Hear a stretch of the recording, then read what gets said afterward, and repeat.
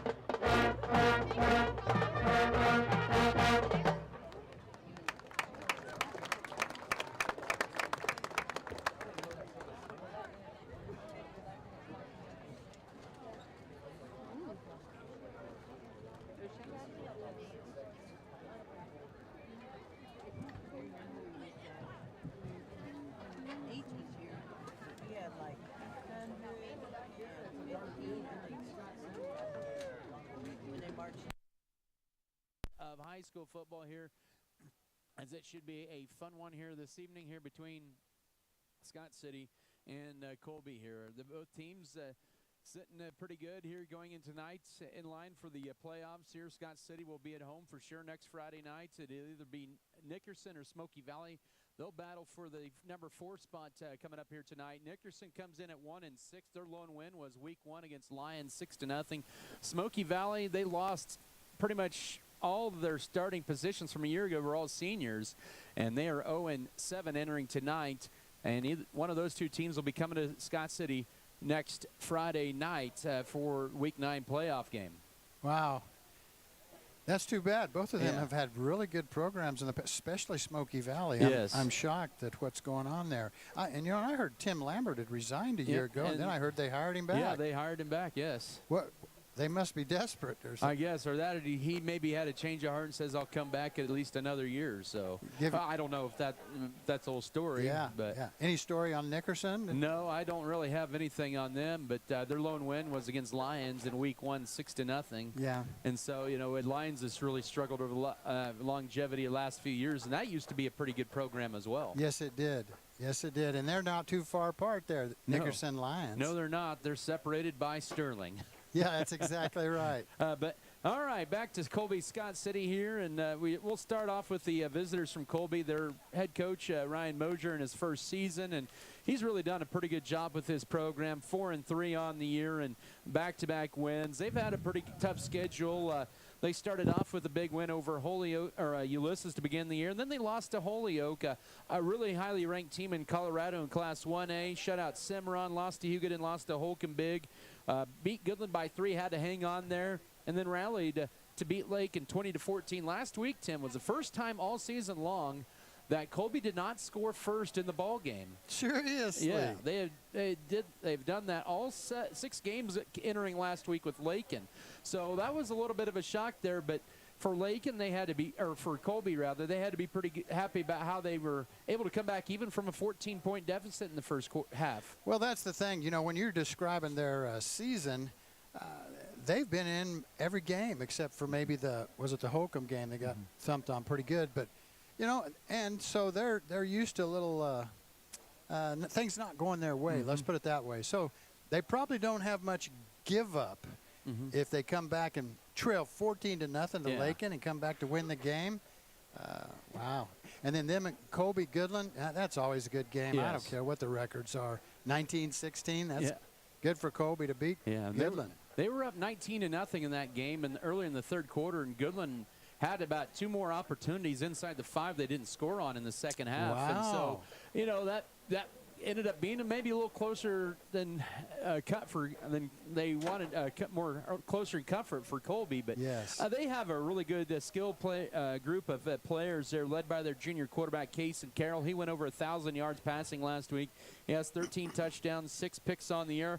His big targets, they're about 6'3", 6'4", and they're easy to spot on the field. Casey Giesenhagen, he has 6 touchdown receptions and under 400 yards receiving. Guy Tubbs, a wide frame on him as well. He has 4 receiving touchdowns this year. And the other one is Braden Foss. He's another one to keep an eye on, another junior. He has 3 receiving touchdowns. That's a big chunk of that's all 13 of their passing touchdowns this year to those 3. And that's 15, 16, and 18 receptions as well. And 31, 47 of their 64 passes. They still have Zane Betts in the backfield. He's a senior. He's been back there. It feels like it's been longer than 4 years. But I remember the last time when Colby was here in 2020, he started for him as a freshman, did Betts, and he's really been a good leader for that Colby Eagle squad. I can remember him 2 years ago, and Colby when he was a sophomore. We could not stop that kid. We'd hit him hard, and he wouldn't go down. We'd have 2 guys on him. He still kept going. I just was very impressed with him. But, I don't know how big he was what, 5'8", 5'9", maybe 150 pounds back then. Who knows? I don't know how big he is today. But I imagine, well, he's got a whole bunch of yards here rushing. So I got him down for 583. So is that what it was? Yeah, that's what I have him down for. All right. And so we'll see quite a bit of him. And, they'll run a little bit of eye, but mostly they'll run out of a passing formation as well. They have completed more passing yardage than they have rushing yards this year. They've had to they have pretty much a whole new line from last year, 4 new players, and no seniors on that front line. Well, they've only got about 5 seniors total on their team, but Kai Lanning is their lone returning starter on that line. Defensively, they'll run a 44 look, and you'll hear a lot of Zane Betts, Guy Tubbs, Talon Work, Braden Foss. He's their leading team in tackles this year, and he's had a good season as well. That group has had a good run, but probably a little bit of concern, and I think any coach would say this.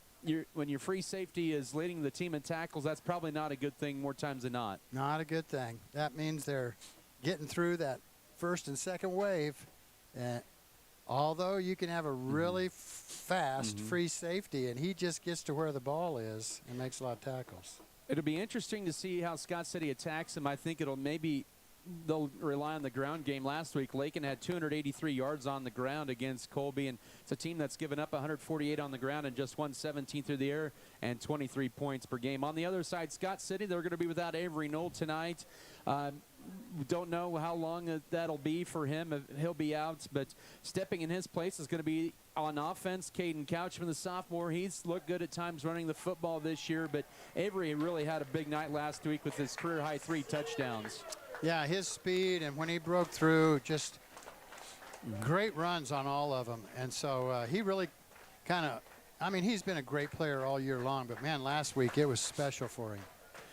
It was. Colin McDaniel's got 16 combined touchdowns, over 1,100 all-purpose yards. Camden Volkmore went over the 1,000-yard mark last week and passing, and he has 11 touchdowns this year. He's really slung the ball well, and Jackson Rumford's been a good frame at tight end, 14 catches coming into tonight. And offensive of the team, offense just continues to hum down the field, over 500 yards, 553 yards last week, and they average 424 yards per game.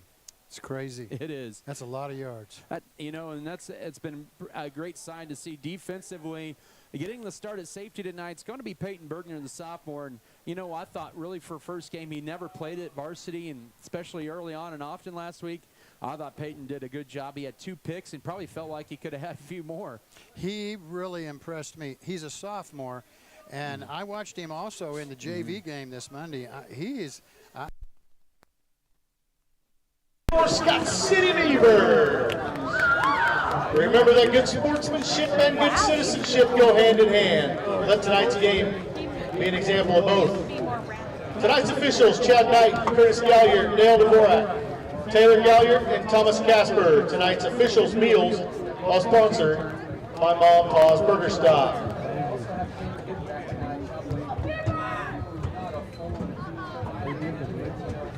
At this time, please rise, and gentlemen, remove your hats. The singing of our national anthem.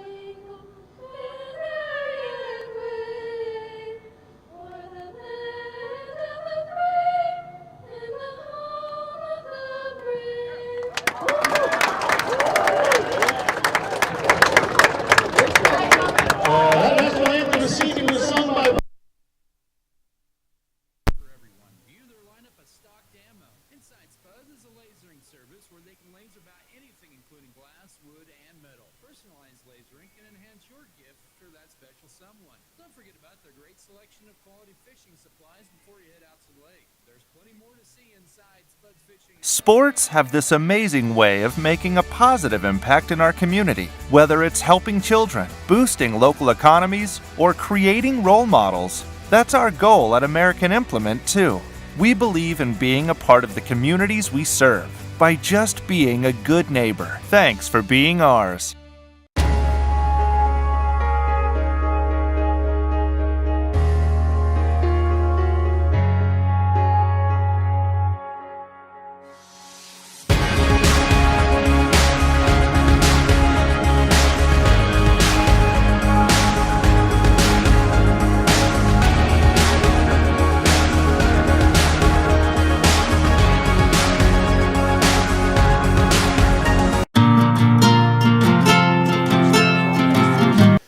Once again, brought to you by Security State Bank in Scott City and Leota. Free bill pay and online banking, safe, secure, and easy to use. Member FDIC. For the Colby Eagles, once again, they're coached by Ryan Mosier in his first season. His father-in-law used to be a longtime head coach in Colby, and Chris Gardner. And Quarterback is the junior Kason Carroll. Zane Betts is the running back. The wide receivers, Casey Giesenhagen, Tucker Work, Guy Tubbs, and Braden Foss. Along the line, the center is the junior Ethan Weinman. Brighton Dixon and Kai Lanning are the left and right guards. Kellen Burvey and Cameron Lilly are the left and right tackles. For the Scott City defense, it'll be Tanner Gooden and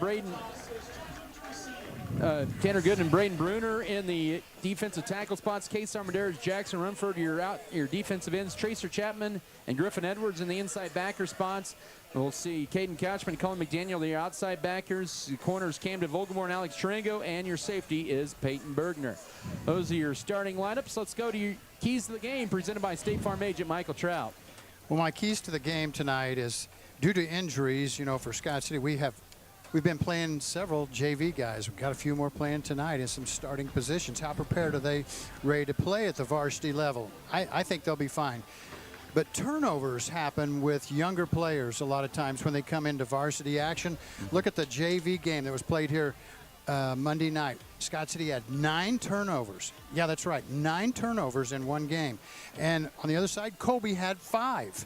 So I look for turnovers, and I figure turnovers are going to decide who wins or loses this ball game. All right, once again, those are your keys to the game here, presented by State Farm agent Michael Trout. Scott City won the toss and elected to receive right off the bat, so it'll be their ball first here on a gorgeous Friday night of football, week 8 of high school football. 79 degrees here at Darner Field, and the winds actually really no wind here. It'll be Colby in their road white tops, with the black numbers and letters, black helmet, eagle decal, black pants. Here is a kick by Fike, and we're underway. Senior night short kick. It'll be Cade John taking it at his own 24, and then goes left across the 25 to about the 29-yard line. Tackle made by Talon Wark, the sophomore. Scott City in those road dark blue tops, navy blue tops, the light blue helmets and light blue pants, and the SC decal on the left. Beautiful evening, man. Yes. It is stunning. The flag is hanging at the flagpole, not even flying. That means there's no breeze. The ball will be at the left hash mark. Scott City will defend the south end zone the first 12 minutes of play. They'll line up with a pistol I formation, wing to the right. Vogelmore will take the snap, toss it right side. This is to Colin McDaniel. Turns it upfield, 30, and he's across the 35 to about the 36 on first down. Zane Betts on the tackle, along with others. Simon Salcido, second down coming up. A nice 7-yard gain to open things up for Scott City. The second really straight week we've seen this pistol I formation from them, and they'll be in that with the wing to the left. That being Couchman. Another carry for McDaniel left side. Has the first down. 40, 45, and into Eagle territory across the midfield, right down Main Street to the 48-yard line. That is a gain on the play of 16 more. Oh, that was nice. Had a fullback. Well, they're all behind the quarterback. The what I would call a fullback, and then the tailback, and he steps out of the way, fakes to the first guy, gives the second guy. Beautiful play. Chapman is that fullback. It'll be his turn to carry it. He lowers his shoulder, and he gains about 3 yards to the 45 of Colby on first down. Talon Work, the sophomore, will trip him up there, but nice 3-yard gain. 2nd and 7 coming up. Well, we haven't scored much on the first series, and I'd like to see us do it again. That's right, just twice this year, Ray and Goodland. And we're at the 10-minute mark of the first quarter. 3 running plays in a row for Scott City, 2nd and 7. And wide open is Tarango left side. Nobody covers him. He'll come back and make the catch. 20, 15, splits the defenders, 10-5, and Tarango has a house call for the first time this year. Touchdown, Scott City. 45 yards out. It's 6-0 with 9:48 to go first quarter. He was wide open. The ball was underthrown. He had to come back and wait on the ball. Did a good job doing that. Then after he caught it, there were two defenders there, and he just split them. With his speed, they couldn't catch him after he split through them. I'm surprised that they didn't get him, but boy, that was wonderful. Jackson Rumford in to kick the extra point. He is 14 of 14 on the air of the hold. And Colin McDaniel, and it is 7-0 with the PAT. 9:48 to go first quarter. The Beavers to kick off in 30 seconds. This is Scott City football.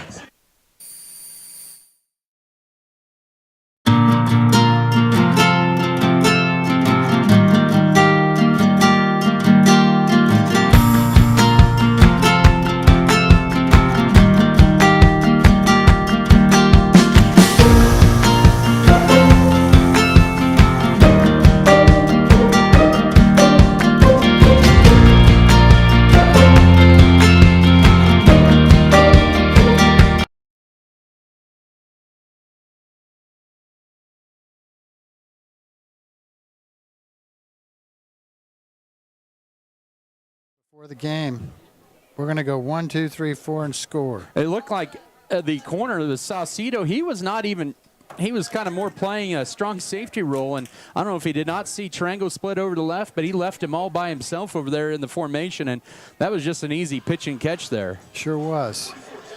Well, that's good that Vogelmore, the quarterback, saw that and took advantage of it. Scott City's third opening drive score of the year is Rumford to tee it up from the 40-yard line. 2 to return. It's Braden Foss and also Betts. It'll be Foss from his own 8-yard line up the middle, 10-15. Has a hole in the middle, 20, 25, look out, 30, 35, and Jackson Rumford makes a touchdown-saving tackle at about the 37-yard line on a 30-yard kickoff return. Wow, if Foss was half a step faster, that would have been a touchdown. Yeah, that hole was wide open right in the middle there. It really was, Adam. Colby did a great job of blocking that. I mean, seriously, there was 5 yards on each side of that wall. Colby will open up with twin receivers stacked on both one left side and 2 receivers left, 2 to the right. Pistol set up, as the pistol back is Zane Betts. Carroll will hand it off up the middle on first down. This is to Zane Betts. He'll gain about 2 on first down from the 36 to the 38. Jackson Rumford with the stop. 2nd down and 8 coming up. Betts hasn't had the season he's had maybe as he had last year, but he's slowly gaining as he's had more receptions maybe in the years past coming into tonight.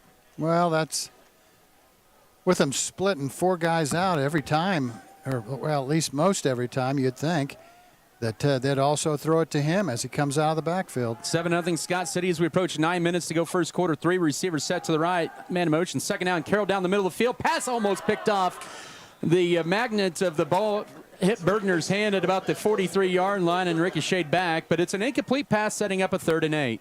Yeah, Bergner, he is going to get some of those tonight. If they're going to overthrow him, I'll bet you he'll intercept a couple. It was interesting with what Coach Turner said in the pregame interview. He thought he played really well, and he'll learn that to kind of being the quarterback on defense, aligning people where they need to be, and that'll come with a lot of experience. Yes. Scott City's defense this year on 3rd down, 23%. It'll be an empty backfield with trips bunched to the left, 2 to the right. Now they'll send Betts in motion. They'll run 4 receivers to the left and 1 to the right on 3rd down. Carroll will step up. He'll just tuck it up and run, and he'll have a first down 45 midfield, and he'll take it to the Eagle or Beaver 48-yard line. Alex Tarango will make the stop, but not before a nice gain on 3rd down. They'll give him 15. Well, that's what I always say, Adam. In a lot of these programs, you spread them out to run against them. You spread your offense. The defense has to spread too, and then that gives you an opportunity to run. Hey, K-State did that really well last weekend. Yes, they did. So 47-yard line of Colby for Scott City, 1st and 10, 7-0 Beaver lead, 8:53 to go first quarter. Man in motion's going to be Tubbs. It'll be a handoff up the middle to Betts. He gets hit right away by a colony of Beavers just into the ball game, helping him standing him up initially was the sophomore Emilio Contreras. No gain officially, 2nd and 10. Well, why waste a play sending it up the middle that you gain not? Well, actually, they lost a football length. Yeah, they did. They got a quarterback that can throw. You got receivers that can catch it. Get Zane Betts out in the open. 2nd and 10.5, 7-0 Beaver lead. They'll send a man in motion. That is Ward from left to right. Now they'll send it back left. As Carroll looks to his left on 2nd down, gets his. He throws. The ball is going to be caught right near the first down. They'll be caught by Giesenegger. Boy, they gave him a good spot where his knee went down at about the 37.5-yard line. They're going to say that's going to be 1st and 10. That was a nice catch, Adam. That ball was nicely thrown. It was thrown to the outside, but it was thrown about knee high. And Wark did a great job of catching that ball. So 1st and 10 for Colby. They're moving the ball nicely on their opening drive. They're to the Scott City 37. There's 6th play of the drive, coming up. They'll run it to Betts up the middle again in a nice run for about 3 to the 34 on first down. And tackle made by Oscar Mendez and Jackson Rumford. Well, you know why they run it between the tackles.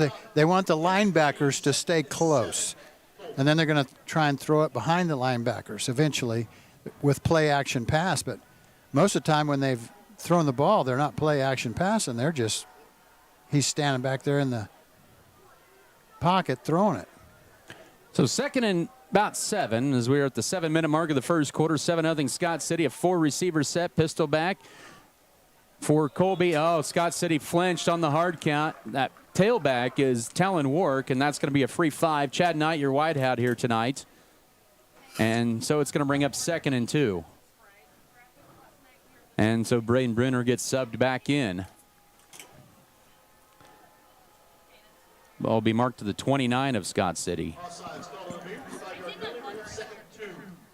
Well, this is a good drive by Colby. They're doing well. And Scott City isn't allowing them lots of yardage.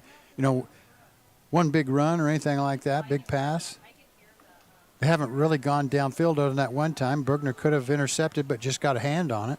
2nd down and 2, 4-receiver set. They'll send Tubbs in motion. He'll be more of a blocking back probably. You know, hand it off. Here's left side, first down carry for Zane Betts. Braden Brunner with a tackle at the 25. A 4-yard gain, and Colby's 3rd, 1st and 10 on this drive. That wasn't a straight fullback or, dive play. He kind of came at that at an angle. So it was a little bit different look than the last couple of times that he's carried the football. 25-yard line of Scott City. Colby has gotten off to good starts this year. As I mentioned, coming in their first 6 games, they were the first team to score. They trail here 7-0, but put together a 3.5-minute drive. And bad snap, and rolling to his right on first down is Carroll. Oh, man, there's a missed hold right there. That is not called and out of bounds. And Case and Carroll was sandwiched at the 20-yard line for 5 yards on first down. Case Armendariz on the stop. I don't know if that was a late hit, but, boy, there was definitely an easy hold on the right side that the officials did not call. Oh, I thought we hit him past the white line. First 2 guys hit him inbounds. 3rd guy hit him. It's deceiving because of the boundary. And looking back at the hold, it really wasn't a hold. It was a clean play. 2nd and 5, but Colby with their 8th play of the drive coming up. Carroll looking left on 2nd down. Now we'll step him inside arm it. Incomplete as a flag comes out. And the intended receiver was Braden Fawcett about the 15-yard line. I think we're going to get a hold on Colby here. Yeah, I think so. You killing flies over there? Trying, man. This one has been pestering me all night. Oh, keep him over there with you. I've had it with flies today. They think it's 90 degrees, and they've got to be back out. Why didn't you bring a fly swatter to this game? I didn't know if they'd still be alive in here. So first penalty on Colby tonight. Sets up a 10-yard penalty from the line of scrimmage. It's 2nd and 15 at the 30-yard line. 6:17 to go first quarter. 7-0 Scott City. 4 receivers set, twins to both sides.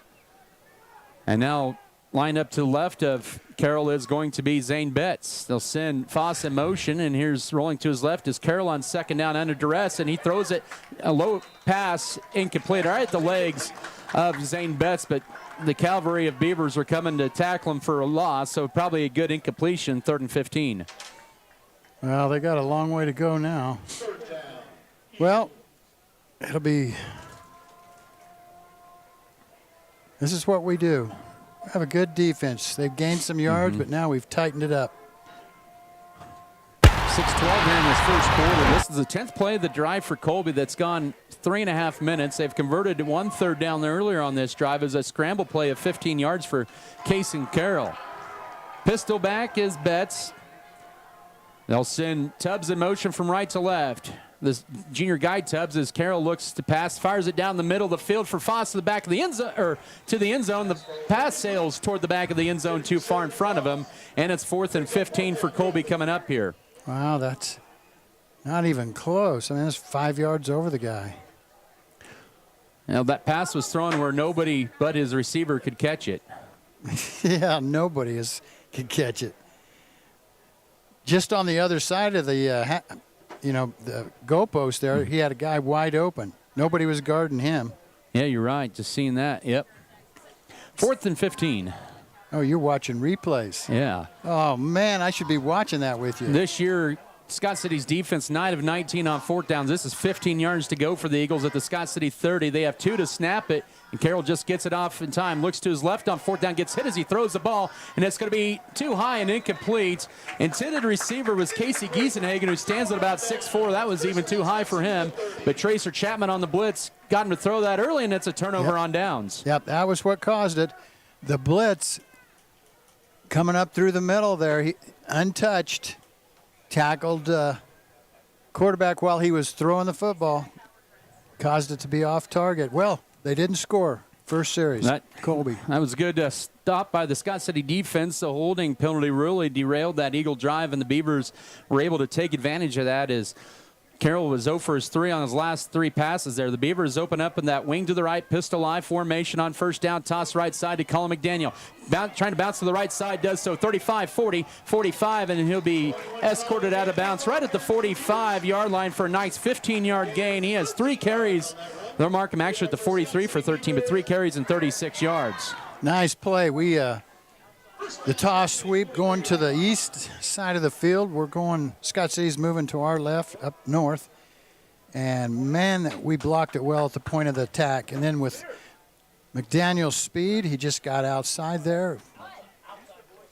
Fantastic. Triangle will be split to the left, Rumford to the right. Wing to the right is McDaniel as he'll move him in motion. They'll run an option play. Vogelmore will turn it up and keep it himself as he takes it across the 45 at a nice run to about the 48-yard line on first down. Foss, and also in there on the tackle was Brighton Dixon. 2nd down and 5 coming up.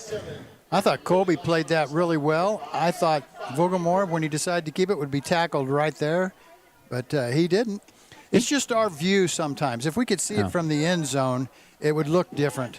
But from our view, sometimes it just looks like the ball carrier's surrounded. That's it. But quickness of Vogelmore paid dividends there. Second play, here's left side for McDaniel. Squirts to their first down 50 as another flag comes out. I almost wonder if that's a face mask because he takes it to the Colby 42-yard line on 2nd down for a gain of 10. Oh, absolutely face mask. Do you see his head snapped around? You never know. Yeah. And it's just going to be a 5-yard variety of the face mask. No, he said personal foul. Oh, now he did say. Now he said personal foul. You're right there. Yeah. But initially he called it like a 5-yard, but it is a 15-yarder. He did. He should have gave the personal foul first and then the face mask. But he did it backwards. So Scott City will get 15 free yards, and they'll take it. They're only calling it a 10-yard variety. That should be 15 if it's a personal foul. They'll mark it at the 32 instead of the 27. Oh, well. First and 10 Beavers. Man in motion's Couchman. They'll swing it out left to Triangle. He'll make the catch. He'll turn it upfield, and he'll get positive yards to the 26 on first down. Saucedo with the tackle for Colby, but it's 2nd down and about 3 coming up. Nice play, nice pass, good catch. Triangle really got banged on that one, didn't he? Yes, he did. Nice tackle. Zane Betts on that tackle. Under 5 to go first quarter. The Beavers to run 4 players over to the right side, and it'll be a quarterback design keeper. Here's Vogelmore, 20-yard line, 15, cuts it against the grain, and inside the 15 and down inside the 10 to the 9. 1st and goal coming up for Scott City on a 17-yard quarterback keeper. That time Scott City broke the huddle, got to the line quick, and went. I don't think Colby was set. They weren't ready. I thought they were going to throw the ball down the line of scrimmage because we had 3 guys out there, and they had like 1. We're going to take a 30-second timeout with 4:37 to go opening quarter. 7-0 Scott City. Back in 30 seconds. This is Scott City football. At American Implement, we know that our farmers and ranchers are getting up and going to work every morning to provide food, fuel, and fiber for the world. And even though time and technology keeps us constantly changing, one thing will always remain the same. We promise that we'll continue working right beside you. We appreciate all that you do for our country and our communities. From all of us at American Implement, thank you, and may God bless the American farmer and rancher. Burning Farms, Brookover Cattle Company, Shells, Flowers, and more, Clint's Diesel Repair. Also, we want to thank DeKalb Bayer, Farm Bureau Financial Services, Hugh and Berta Benz. Also, First National Bank, Farm Bureau Financial Services, Neil Baker, Fro Heating, Cooling, Fro Ag Service, Fro Electric. So first down and goal at the 9 for Scott City. The Beavers this year in the red zone, 3 of 10 on offense, and they'll hand it up the middle. Tracer Chapman on senior night, right down Main Street. Touchdown, Scott City. Not even touched. Maybe touched right as he went into the end zone, but I mean, nobody hit him. It was just if he got touched, it was like flag football, and they touched him. Flag football, touch football, I should say. Yeah. Well, so it's 13-0 Scott City with 4:34, and Chapman his second rushing touchdown of the year, the first since week 1 against Cimarron. Number 50, Ryan Lotta, just come out. He's our center, and he's down there rolling around on the sideline like pointing at his lower leg. So Emilio Contreras has to come in for him there. Here's a good snap. Placement down, kick is on the way, and that one might be no good, and it is off to the right. First miss of the year for Rumford. The pressure might have been applied that time by Colby, but it's 13-0 for the Beavers. 4:34 to go first quarter. We'll try to take a 30-second break. This is Scott City Beaver football. At American Implement, we know that our farmers and ranchers are getting up and going to work every morning to provide food, fuel, and fiber for the world. And even though time and technology keeps us constantly changing, one thing will always remain the same. We promise that we'll continue working right beside you. We appreciate all that you do for our country and our communities. From all of us at American Implement, thank you, and may God bless the American farmer and rancher.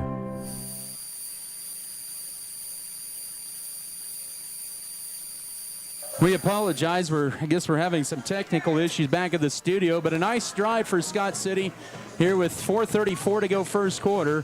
It is 13-0 for Scott City. After Scott City turned Colby over on downs, a nice 6-play, 70-yard drive that took 1 minute and about 28 seconds. And here's a high end over and kick by Rumford. This will be taken by Giesenhagen. He'll bounce out of the right and a shorter return. He almost broke through the tackle, but not quite. Finished off by the senior Aiden Presson at about the 27-yard line. Well, we'll see how Colby now attacks us on this second go-around. All right, so second series. 4:28 to go here in the first quarter. Man, as long as Colby held the ball the last time, we'll be out a quarter here before if they continue moving the ball. Scott City with a 13-0 lead. The ball here at their own 26-yard line, 1st and 10. Back to pass is Carroll, rolling to his left, now under duress as he steps to his right, has all kinds of time, still going to right, running out of real estate, and just chucks it about down the field about 30 yards, incomplete, 2nd and 10. I don't know. That took a long time to happen. Betts stayed back in there with him and was blocking for him, or he'd have had to have thrown that much quicker and sooner than that. He went clear to the sideline before he threw it. You're right there. That was almost out of bounds there. It was. 2nd and 10, Colby. Carroll has 1 out of his first 6 passing for 11 yards. Beavers have done a good job of containing him here so far in this first quarter. 4 receivers set, 13-0 Beaver lead. Looking to his left, now looking right. As he throws it right to Alex Tarango, intercepted, 25-20, down off sideline, 15-10, inside the 10, and it's going to be 1st and goal at the 6-yard line. His 7th pick of the year for Carroll, and the Beavers have it 1st and goal, looking to open this game up. Carroll is throwing that ball just, he's not, I mean, that wasn't even where the receiver was. I mean, he threw that ball directly to Tarango. And, man, at this pace, seriously, I think there will be many more turnovers if they continue to throw the ball like that. So just 25 seconds taken off that possession by Colby as Scott City is into the Lewis Automotive red zone here with 4:09 to go first quarter, up 13-0. The pistol eye. Couchman the wing to left. It'll be a counter play. This is up the middle for Couchman, his first carry, but a nice defensive play. That time by Brighton Dixon at about the 5-yard line, just a gain of 2. And we still do have Felker in there at center. Yep. And what they've done down here with Lotta is they've retaped his ankle and putting his shoe back on, so we'll see if he can get up and go. 2nd and goal to 5 here as we're at the 3:40 mark of the first quarter. Tied in the right side. Vogelmore will hand it off left side. McDaniel hits a wall, and Zane Betts will pull him back at the 4-yard line. Boy, they won't give him forward progress. They'll say he lost a yard back to the 6, setting up 3rd and goal. Wow. They did not award him forward progress on that. Oh, well. Oh, well. But 3rd and goal, and Scott City with their first 3rd down of the night. They'll split Tarango to the right. 6-yard line, plenty of time to snap it. As they break the huddle with the wing to the left, tight end left side, Catchman in motion. They'll run play fake, rolling to his right, finding wide open at the goal line. McDaniel reaches over the pylon at the goal line. Touchdown, Scott City. He had to reach for that as his momentum was carrying him out of bounds. A 6-yard touchdown pass, and it's 19-0. Yeah, that was just like you see on TV. Like you said, his momentum was taking him out of bounds. So he stretched the ball straight out in front of him with both hands and went by on the north side of that pylon. So it would be a touchdown. That was a beautiful play. Now that's McDaniel's 7th touchdown reception of the year. They will go for 2. The Beavers this year on 2-point conversions, 2 of 3 from the 3. Here's McDaniel trying to stretch it out left side and then trying to turn it up. He will be a yard shy, and the 2-point conversion fails. Scott City, though, adds 6 off the interception by Alex Tarango, and they lead it 19-0. Exactly 3 minutes to go first quarter. The Beavers to kick off in 30 seconds. This is Scott City football.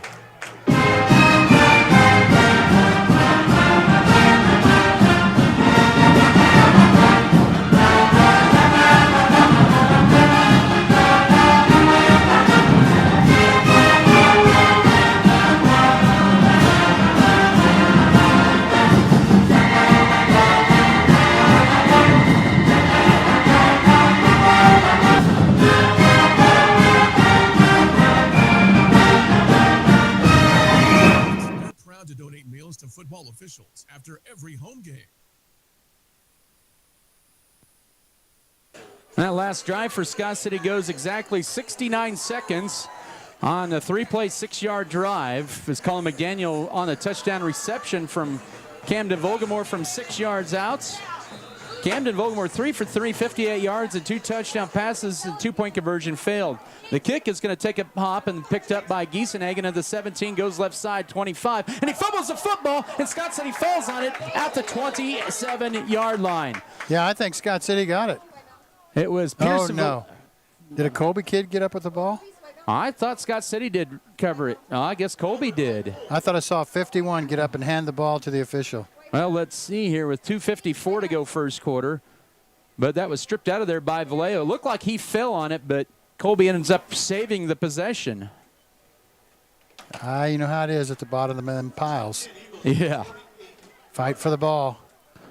So 28-yard line for Colby, 1st and 10. Scott City up 19-0. Just under 3 minutes to go first quarter. Vasquez in there now at D-tackle.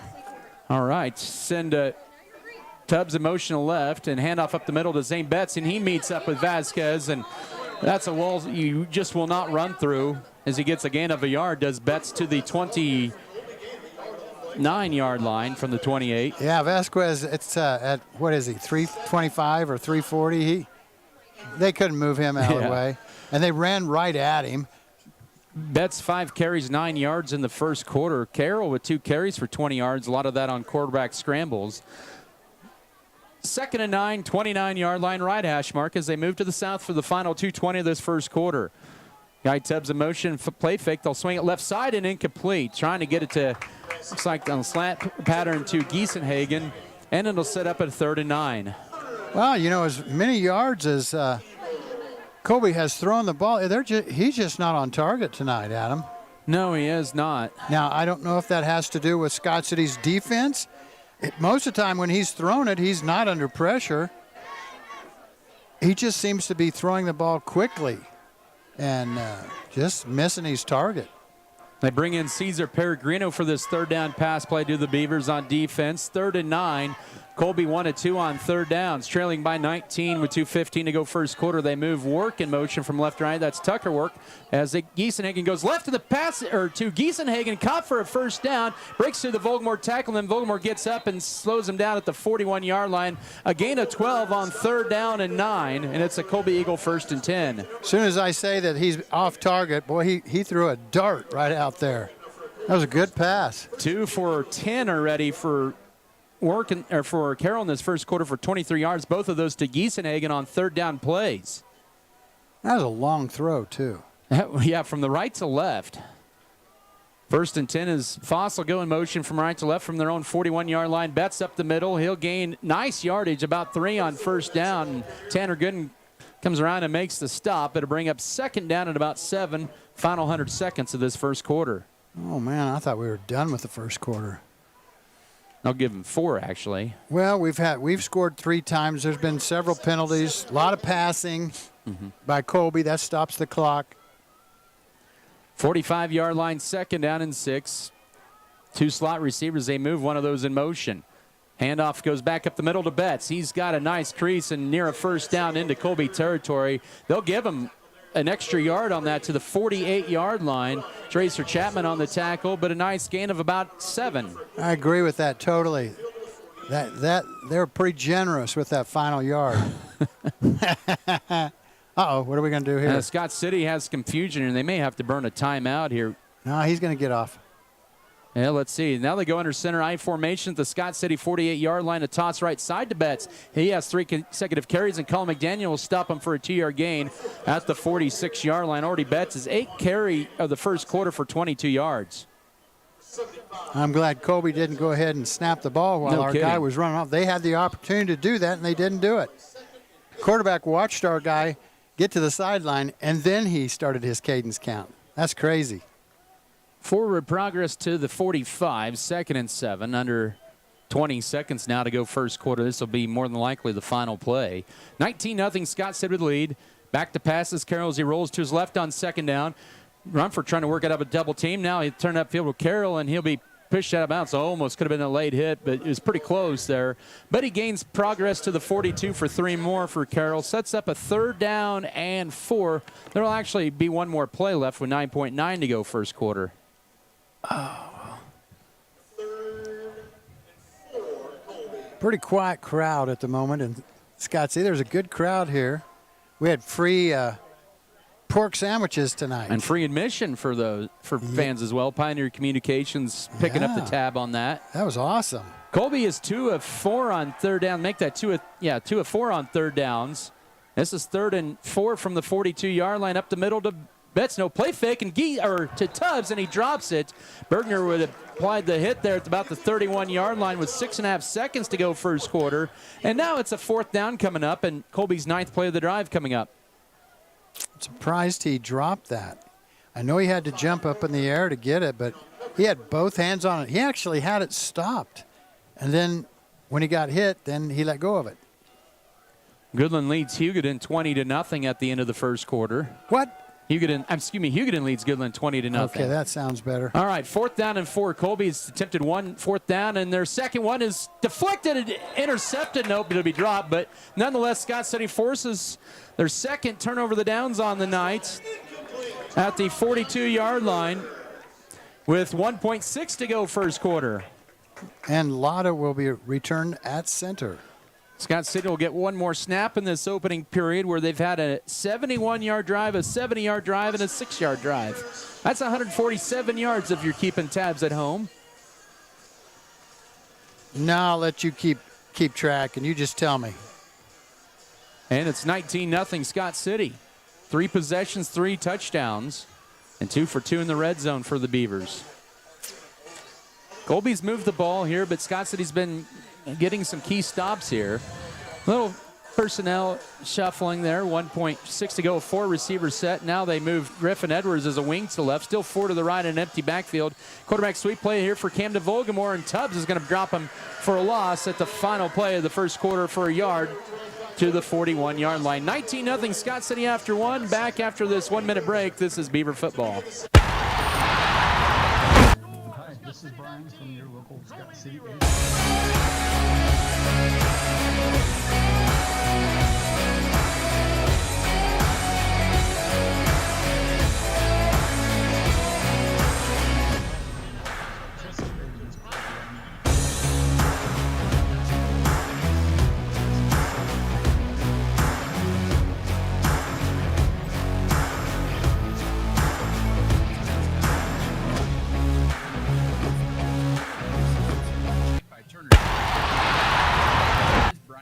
Scott City. If your furnace is on the fritz, consider an upgrade in your furnace service from 60 to 96% with a better comfort level. Turner Sheet Metal has been trusted for over 40 years. If you haven't worked with Turner Sheet Metal, why not give them a chance? Get a free consultation today at 872-2954. Turner Sheet Metal Heating and Air Conditioning, your Bryant factory authorized dealer in South Highway 83 in Scott City, where they do whatever it takes.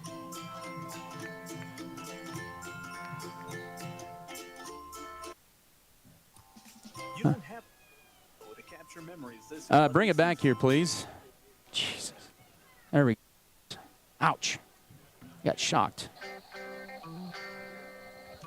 2nd and 11 when play resumes after the 1-yard loss for Scott City. They lead at 19-0 in a good first quarter here for the Beavers. Maybe just their second negative play in that first quarter right there at the end. But Beavers control this one. Pistol wing T, no tailback. It'll be a counter play left side. Colin McDaniel, and Colby reads this one well. So he gets back to the original line of scrimmage, and they turn him up for a gain of yards. Cody Wright, and also on the tackle, Cameron Lilly. 3rd and 10 coming up. Well, I'd like to see Scott City take this ball and go, let's see, that'd be 55, 58 yards right now, and get in that end zone.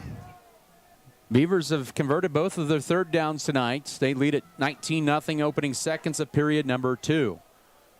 Pistol back is Edwards, back to pass. Here is Camden Volgamore, now steps up, rolls to his right, fires it downfield for a complete catch. First down, here's Colin McDaniel, 25-20, inside the 20 and into the red zone, down to the 18-yard line on a nice pickup on the play of 40 yards.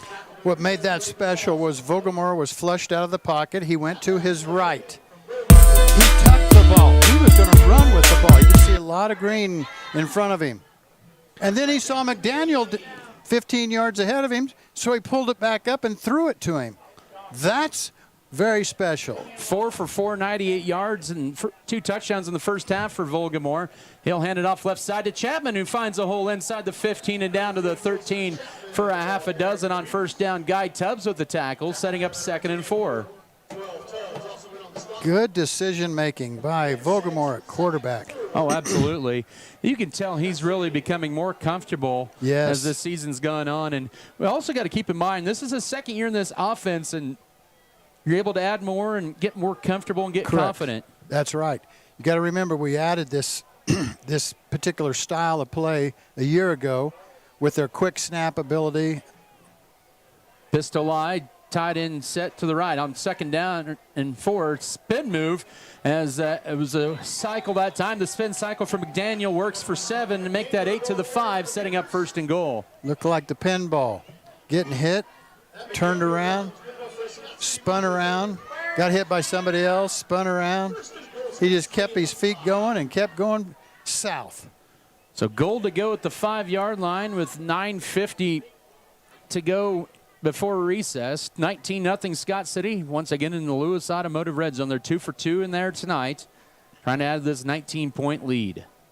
McDaniel wing to the right, triangle split to the left, a man in motion is Kochman. Here's a Chapman carry. Colby reads it immediately, but Chapman breaks out of a shirt tackle and is lucky to get back to the 6-yard line. They'll mark him.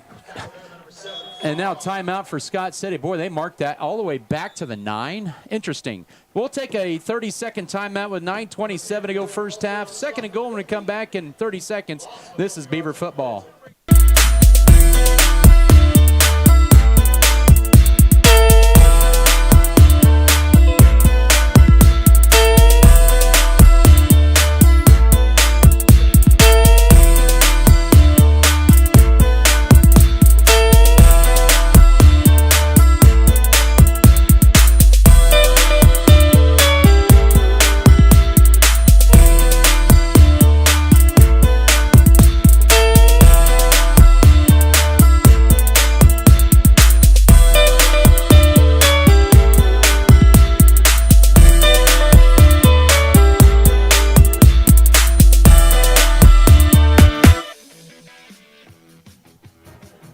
they credit Chapman with a 5-yard loss. Football tonight brought to you by Good Anesthesia and Pain Management Services, Great Western Tire and Deck Mart, High Choice Feeders, Hammy Farms, HRC Feed Yard, JNR Car and Truck, and JNR Trucking. Adam Kadavy, Tim McGonigal with you here. As Scott City not happy with something after that play, as saw assistant coach and offensive coordinator Brian Gentry call a timeout there on that first down after a loss of 5, 2nd and goal, 10-yard line. But the Beavers with a 19-0 lead early second quarter.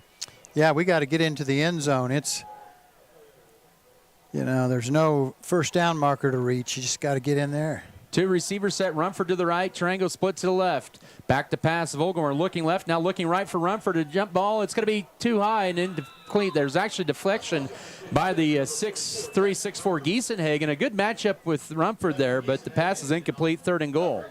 Yeah. Wasn't really the lob where they could both get their hands on it at the same time. It was more of it wasn't a clothesline. It wasn't quite a rainbow. It was in between. Yeah, Giesenhagen there in that corner spot getting the start tonight. He's about 6'3", 6'4", and about one of those few that can match up from the opponents with Rumford. 3rd and goal, play fake as Vogelmer rolls to his left, and he's going to be dropped for a loss back at the 20-yard line. Is that a marker where they're going to spot it? It is at the 18. On the sack, coming on the blitz that time was Cody Wright, the sophomore, and we'll see about a 35-yard field goal coming up here for Scott City. Good. I wanted to see another field goal opportunity. Somebody got the tee. They're looking for the tee. Where's the tee? That's the problem as well. They can't find it. I guess kick it from the ground. No tee yet. Yeah, they've got 12 seconds. What would they do? Well, they haven't been doing it because they've been going for 2, so nobody knows where it is. Well, they did kick an extra point earlier, 2 extra points. Timeout on the field taken by Scott City with 8:36 to go, second quarter. 19-0 is your score. Let's come back in 30 seconds. This is Scott City Beaver football. We believe investing in our community is how we make a lasting impact. It's about more than just providing wireless services. We believe in rolling up our sleeves and working side by side with local organizations. Whether you're sharing cherished moments, staying updated on trends, or exploring your surroundings, we're there to keep you connected. Next Tech Wireless. We are Kansas.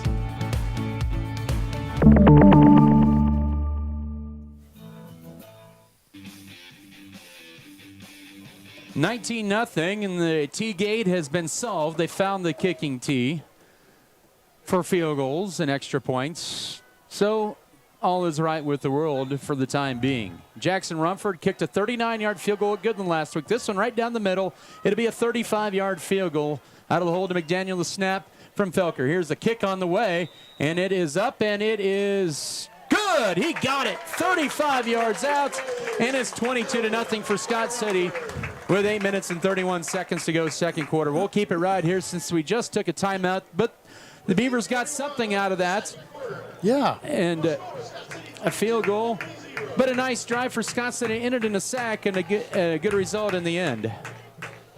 Yeah, that was a good play. Yeah, I love seeing those field goals. Rumford's got a tremendous leg on him. I mean that looks like something you'd see at college. Oh, absolutely. It's so.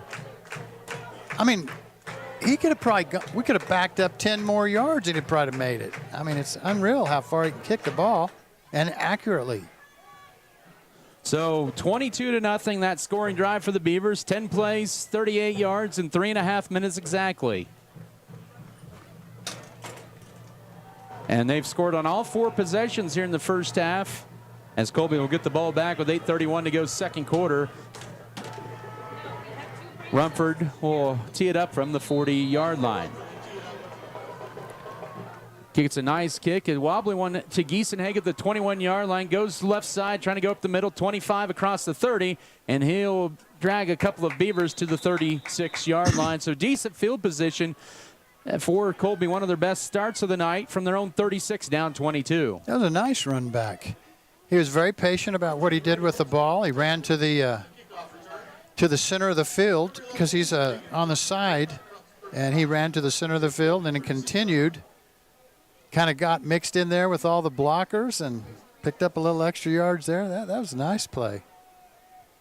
So Colby trailing 22-0 at their own 36 as they move to the north for the first time this quarter in this ball game. They'll hand it off to Betts on first down, and right there is Tanner Gooden to meet him at the hole, and also helping out on the tackles, Case Armendariz for no gain, 2nd down and 10.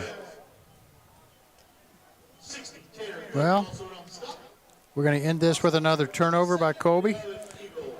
That'd be all right. That'd be okay, wouldn't it? I'm dialing that up right now. 22-0 Beavers early second quarter, 7:55 to go. By the way, Andale over Pratt in the first quarter, 21-0. Or Andale over Pratt, excuse me. 2nd down and 10 play, another carry, and this time Betts will carry Gooden for about a yard to the 37-yard line. So Gooden on back-to-back tackles. I'll give him 2 to the 38, setting up a 3rd and 8. I can't remember what the mascot for Andale is. The Indians. Suppose that game last week woke the Indians up then. It might have. Colby is 2 of 5 on 3rd downs. They face 3rd and 8, their own 38, 22-0 Scott City lead. They'll send 2 receivers to the left, a slot receiver near the formation to the right, one split wide right. Now they'll send Tubbs in motion right to left. Play fake by Carroll goes right on 3rd down, and it's to Fuss, and he can't reach back and get it. It was kind of behind him. Coverage applied by Camden Volgamore, and it should be a 3 and out for the Colby Eagles for the first time tonight. Wow. Well, we're going to have a turnover due to downs, and we're going to see the first punt. First punt either side. Alex Trango will stand inside his own 30 to receive this kick from Casey Giesenhagen. What's the average? That is not known.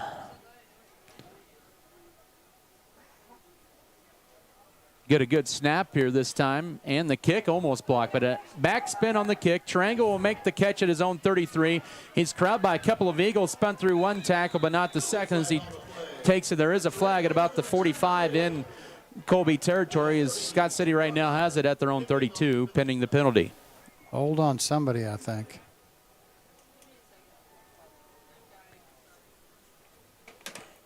It had to be during the kick, I would assume. Oh, if it's during the kick, we could make them kick it again. Yep, Yeah. It is holding on Colby. I'll make them And kick it Coach again. Jim Turner says, yep, you can take it on the punt, I believe. He wants him to punt it again. I would too. Now, I talked with Coach Turner on this. Oh, no, he marked it wrong. It's actually holding on Scott City. I talked with Coach Turner about this earlier this week. Remember the pass interference in the end zone?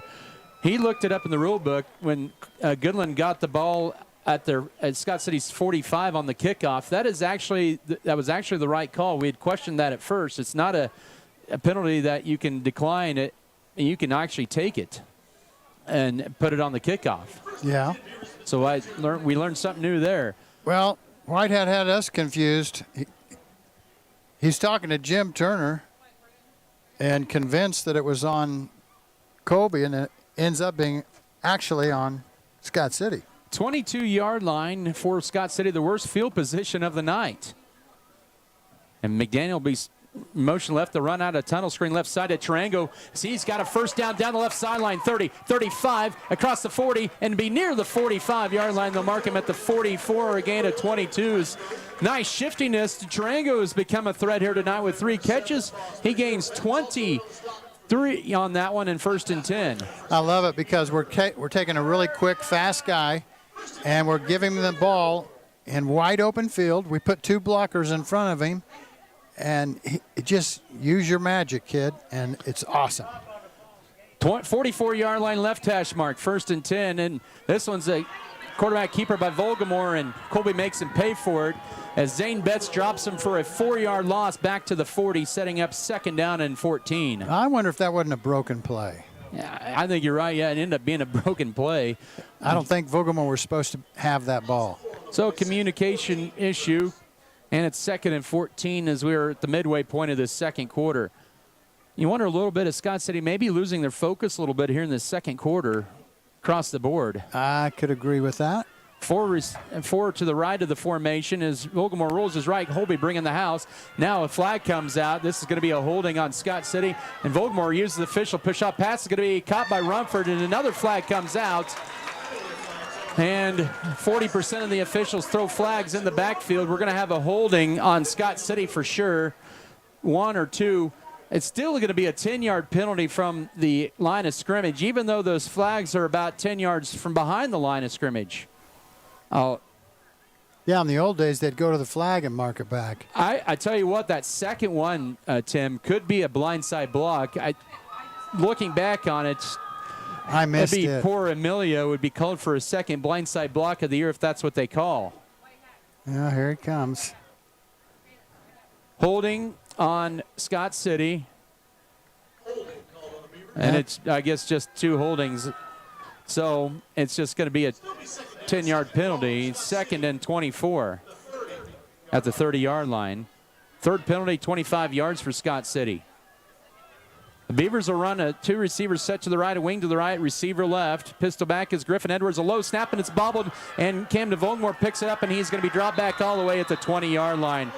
Colby's just bringing the house here last 4 or 5 plays, and Scott City has gone backwards after they had it at one point inside the 15-yard line on their last series. Well, Colby, hey, they've seen something, and they're going to blitz every play, it looks like. I don't care if it's a pass or not. They'll probably blitz on this one. We got half the football field to go for a 1st and 10. 3rd and 32. They have to get it to the 46 of Colby. They're at their own 23-yard line. 3rd and 31. I'll set up a middle screen to Jackson Rumford. He'll make the catch. He turns it up, and he'll only gain maybe 4 yards out of it to the 27. And Scott City will punt for the first time tonight as they're now 3 of 5 on 3rd downs. Well, we wanted to see Jackson punt the ball, I guess. I love watching him punt this football when he gets a hold of it. Colby will get the ball back, down 22-0, and it just feels like even though Scott City's been dominant in this first half, they're still very much a part of this game. I agree totally. They're into it. Here's a good snap from Felker. The kick is away. A nice booming kick inside the 40. Takes a nice Scott City bounce inside the 30. Takes a roll inside the 30, and then inside of the 25 and down to the 24-yard line. 27 to 50, 49-yard punt, his second longest punt of the year with 5:01 to go first half. Second longest punt of the year. Yeah, last week he had a 50-yarder at Goodland. Wow. For his lone punt. Well, that really flipped the field, Adam. Great punt. Well, let's get a turnover so we can have short field. 22-0, Scott City leads it here with 5:01 to go second quarter.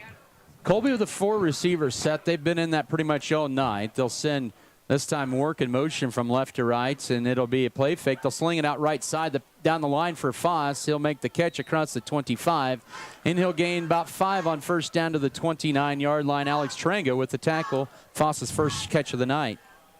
Tarango's been a great player for us this year, Adam. Yes, he has. He's just been both sides of the ball. He's just a junior.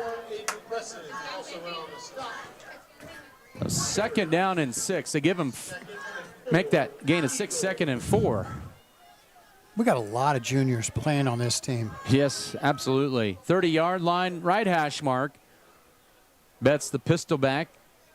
As they'll send Guy Tebbs a motion right to left, and it'll be a Betts carry on 2nd down. He'll get about 2, make it 3 on 2nd down to the 33-yard line.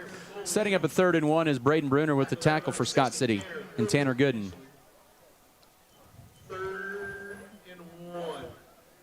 Well, maybe Colby, they don't want to turn it over either, so they're just going to keep it on the ground here for a little bit and get to halftime. 3rd down and a yard, so we're down to under 4 to go first half yet. It'll be Colby's ball to begin the second half. Under center is Carroll, hands it off right side. This is a good first down run across the 40, and the best run of the night for Zane Betts gets to the 42-yard line on a gain of 9. He has 12 carries and 37 yards, and their third down conversion of the half. And his best carry of the night was off tackle, outside, not between the tackles. He is quick and fast. He's still got it. Yes, he is. You could just see it on that play. I thought he was going to break it. They have it to the Scott City, or to their own 43-yard line, 1st and 10.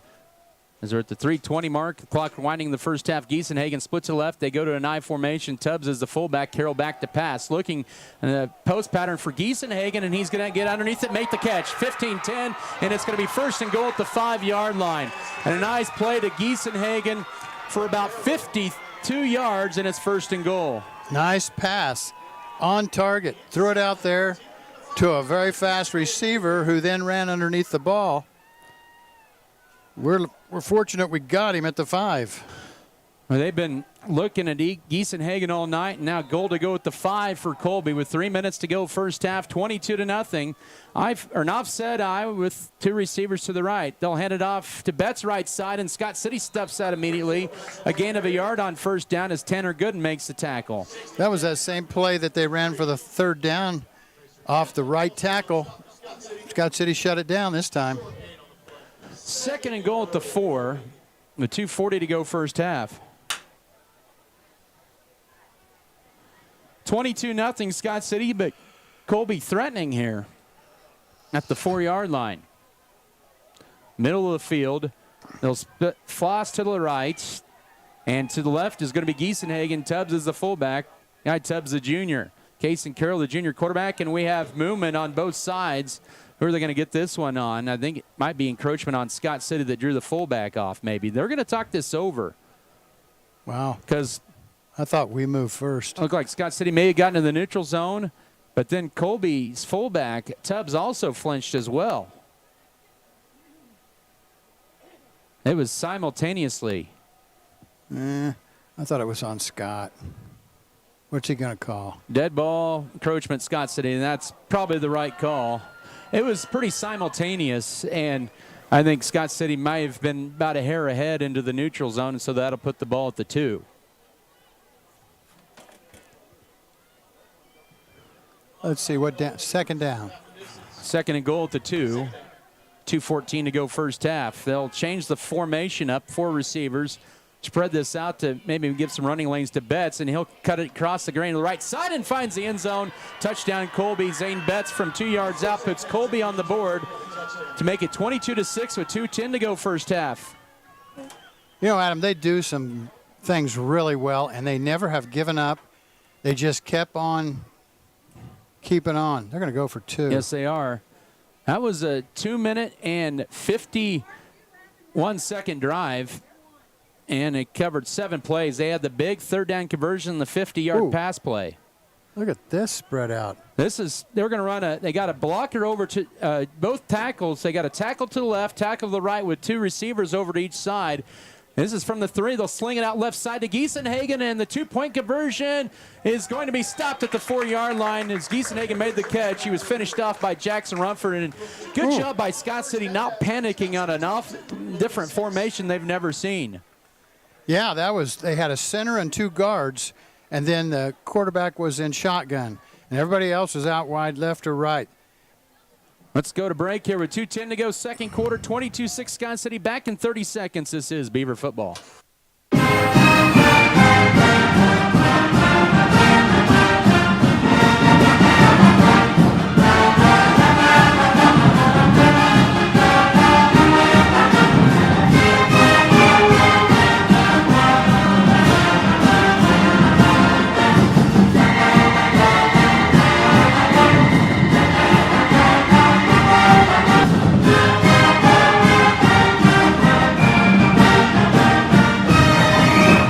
Up.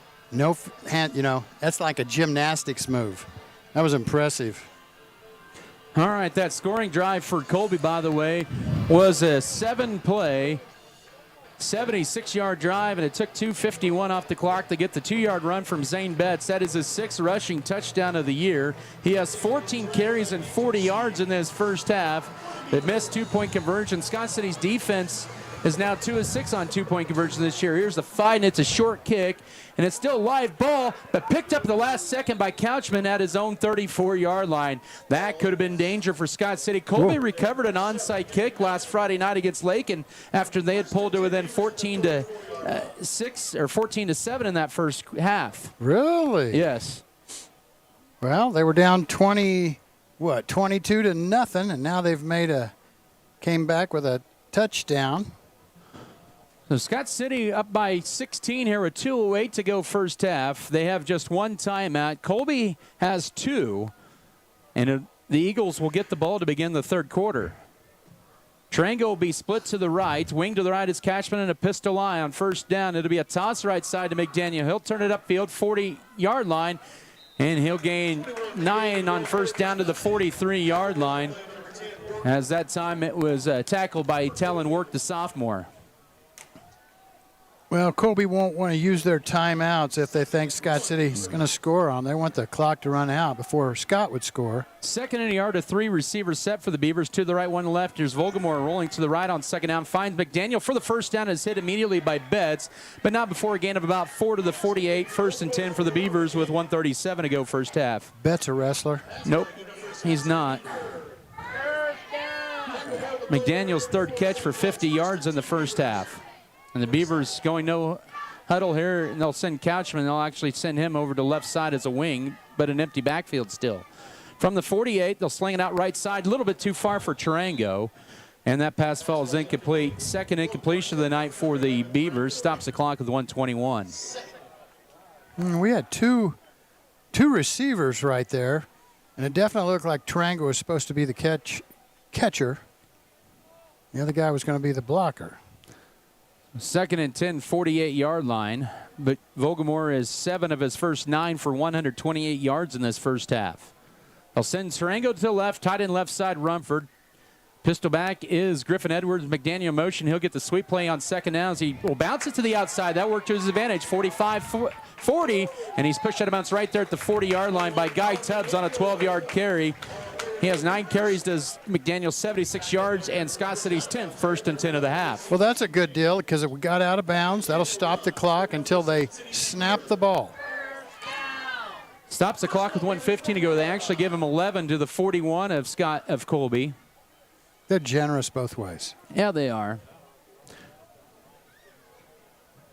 And two receivers to the right, 1 to the left. Pistol back is Chapman. Here's Volgamore rolling to his right on first down. Steps up in the pocket, fires it wide to the right.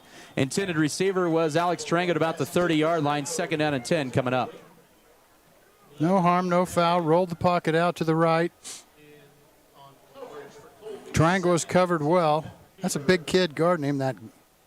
What's his name? Giesenhagen. He's really had a good junior campaign for the Eagles. He has. Number 11.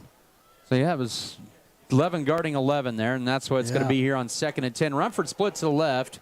22-6 Scott City, 1:10 to go first half from the Eagle 41. They'll sling it out left to Rumford. Tries to sidestep one, and then the cavalry of Eagles swarm to the football there. And Simon Salcedo with a nice open field tackle for no gain. Sets up third down and 10. And he didn't get out of bounds, so the clock is continuing to roll.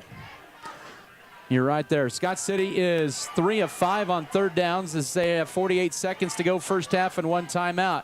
Volgamore rolls to his right on third down to 10, steps up in the pocket, fires it down the field for McDaniel, comes back to it, and that's going to be pass interference.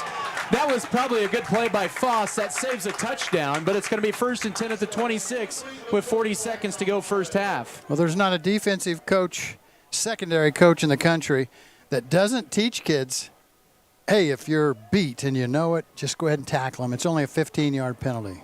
That's exactly what's going to happen. In the pros, they put it up there right where the flag is. We'd have the ball at the 5-yard line. That don't happen in high school football. So that'll give Scott City a first and 10 at the 26-yard line of Colby. Third penalty for the Eagles and 35 yards in the first half. And that stops the clock as well since it was an incompletion with 40.6 to go first half. 4 more downs to get in the end zone. And you're getting close to Rumford range for field goals as well. Yeah. 3 receivers set, 2 to the right, 1 to the left. Empty backfield. Back to passes Volgamore. Steps up, fires in the middle of the field, caught by McDaniel. Turns it upfield. He has got the first down inside the 15 and to the 13-yard line. Got half of the yardage needed for a touchdown. Clock will stop until they get the yard marker set. Then he'll start the clock. There he goes. All right, first and 10. And now, what happened? We have a fumble on the play, and it's going to be recovered by Colby. How did we fumble it? I missed it. I was looking down quickly here, but 27 seconds ago, Scott City fumbles it. Their 4th turnover of the year in the red zone. Here we go. Watch the replay. With 27.8 to go first half, it looked like that was an awkward play. I don't know if it was a bad snap, but it's a big, costly turnover for Scott City here as they were marching to the Eagle 13-yard line. With 27.8, yeah, it happened so quick. Colby will have the ball here, and they will have one more chance here with 27.8 at their own 13-yard line. 1st and 10 as Carroll rolls to his left on first down. Looking downfield, he's just going to run out of bounds. He'll gain 2 and runs off about 6 seconds. There is a flag on the play right behind the line of scrimmage at about the 8-yard line. Ooh. Your Scott City, do you take the penalty? Holding on Colby. I think you probably take it back with a chance maybe of getting a safety here.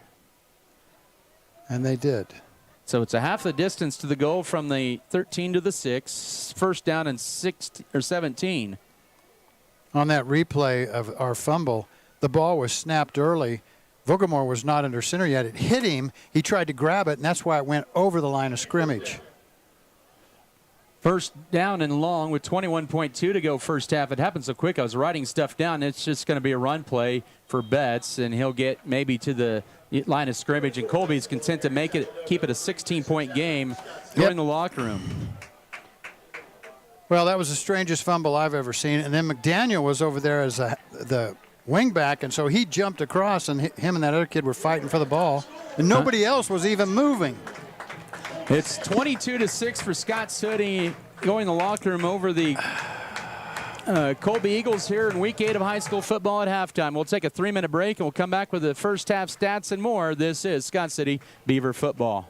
The dedicated team at Norder Supply is passionate about assisting our customers in achieving maximum net return per acre. That is how we define our success. Through unparalleled agronomic advice and best-in-class customer service, you can depend on us to do what is best for your operation. Ask them today about their spot-on service and how it can fill your needs. Norder Supply. Plain talk, exceptional results. They said this place was too isolated to call home. They said it was too remote to build a community. And then one day, a farmer strung a copper wire from one fence post to another and changed everything. We didn't build the communities of Southwest Kansas. No, we just brought them together.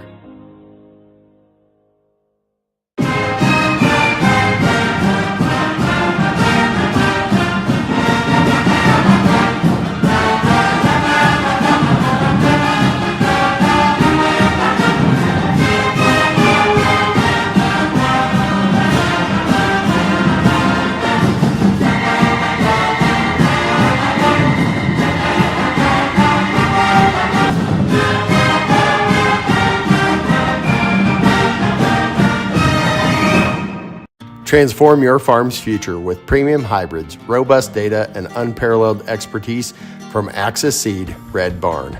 We partner with you to customize a plan featuring industry-leading seed that matches your unique soil and growing conditions, helping you to farm differently and making your operation more profitable.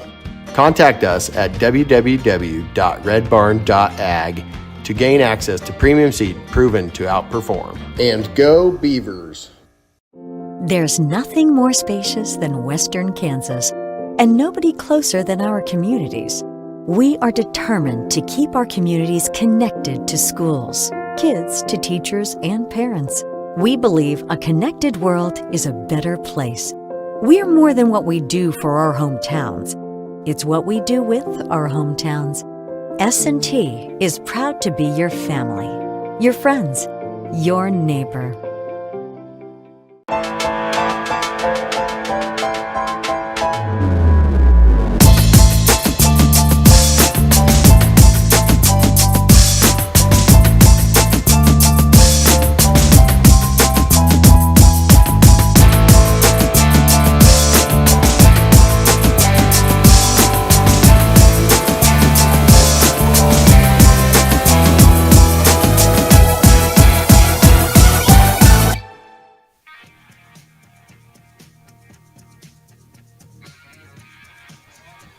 Welcome into your Precision Ag and Seed halftime show. Adam Kadabi, Tim McGonigal with you here on KSKL Scott City. Is kind of a strange first half here at Darner Field, but the Beavers still with the lead here at 22-6. And Scott City looked dominant in the first quarter.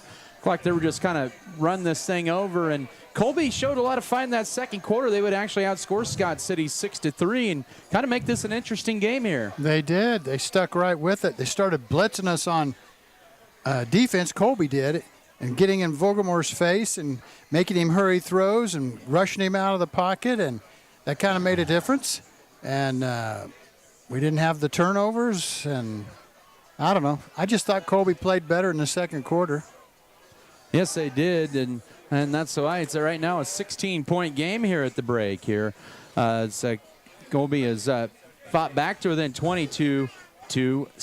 Let's take a look at the scoring summary here in this first half first, with the Beavers up by 16 at the break. They scored the first 22 points of the game on the first 4 possessions of the night. Their first score came with 9:48 to go first quarter on a 4-play, 71-yard drive that took 2:12 off the clock. Alex Trango, 45-yard pass from Camden Vogelmore. Jackson Rumford's extra point made it 7-0 after Colby would turn the ball over on downs. Scott City would go 70 yards on 6 plays in a minute 28. It would be a Tracer Chapman 9-yard run. The PAT was missed. 13-0 at that point with 4:34 to go first quarter. Following a Colby Eagle interception, the Beavers would have it first and goal. They would go 3 plays, 6 yards, and 1:09 off the clock, and a Colin McDaniel 3-yard run. Scott City would try to chase the points back that they missed on the extra point. We missed the 2-point conversion, 19-0. That was the score at the first quarter. And after Colby punted once again, or the Beavers would march it 10 plays, 38 yards in 3.5 minutes, as they would get a 35-yard Jackson Rumford field goal, 8:30 to go first half to go up 22-0. But Colby came back with a nice 7-play, 76-yard drive in 2:51. It was a Zane Betts 2-yard run. They would miss the 2-point conversion, and it's 22-6 here at the break. So kind of some interesting things there in that first half there. Looked good for the first quarter, and then maybe second quarter, Scott City maybe took their, I don't know if it was just kind of a lack of focus. We saw little things here and there, but give credit to Colby. They fought and made it more of a game in the second quarter. Yes, they did, Adam, and I'm curious to see what happens in the third quarter. Last week at Goodland, boy, Scott City came out a house of fire. Mm-hmm. They need to do that today. We don't want Colby hanging around. No. In this ballgame. You're right, and that could give them more confidence as this game goes on if it stays a couple scores as well. Yeah, that's exactly what I think. Well, let's take our second time out of the half here in your Precision Ag and Seed halftime show. 22-6, Scott City leads Colby here at the break. We'll come back in 3 minutes with first half stats. This is Scott City Beaver football. BBN is supported by Shapland Real Estate, State Farm, The Original Grande, Bullertson Family Dentistry, Vogelmore Family Farms, Western State Bank, Wood River Energy, Scott Community Foundation, Good Anesthesia and Pain Management Services.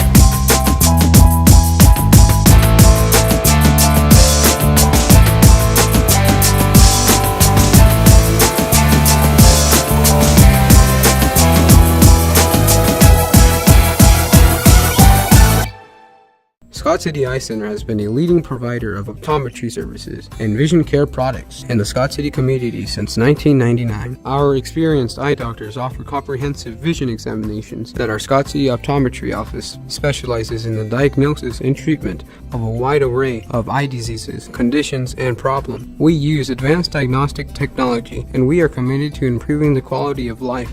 Give yourself the gift of clear vision by scheduling an appointment with Dr. Joshua Gooden, OD, today.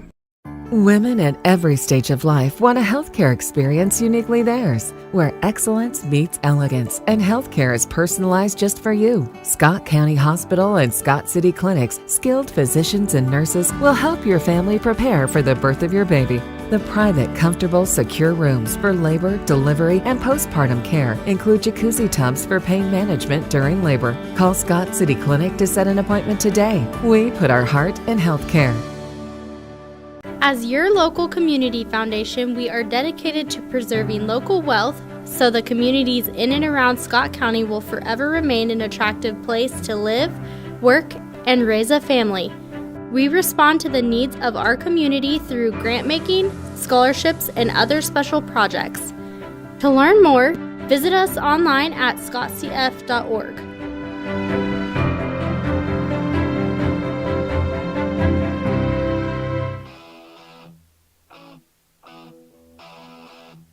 Back here at Darner Field in Scott City, 22-6 for your halftime score for Scott City. Later on here in this halftime show, we'll run down some first half scores from across 3A and across the state of Kansas. Let's start off with the first half stats for the Colby Eagles. They ended up with 145 yards of offense in the first half.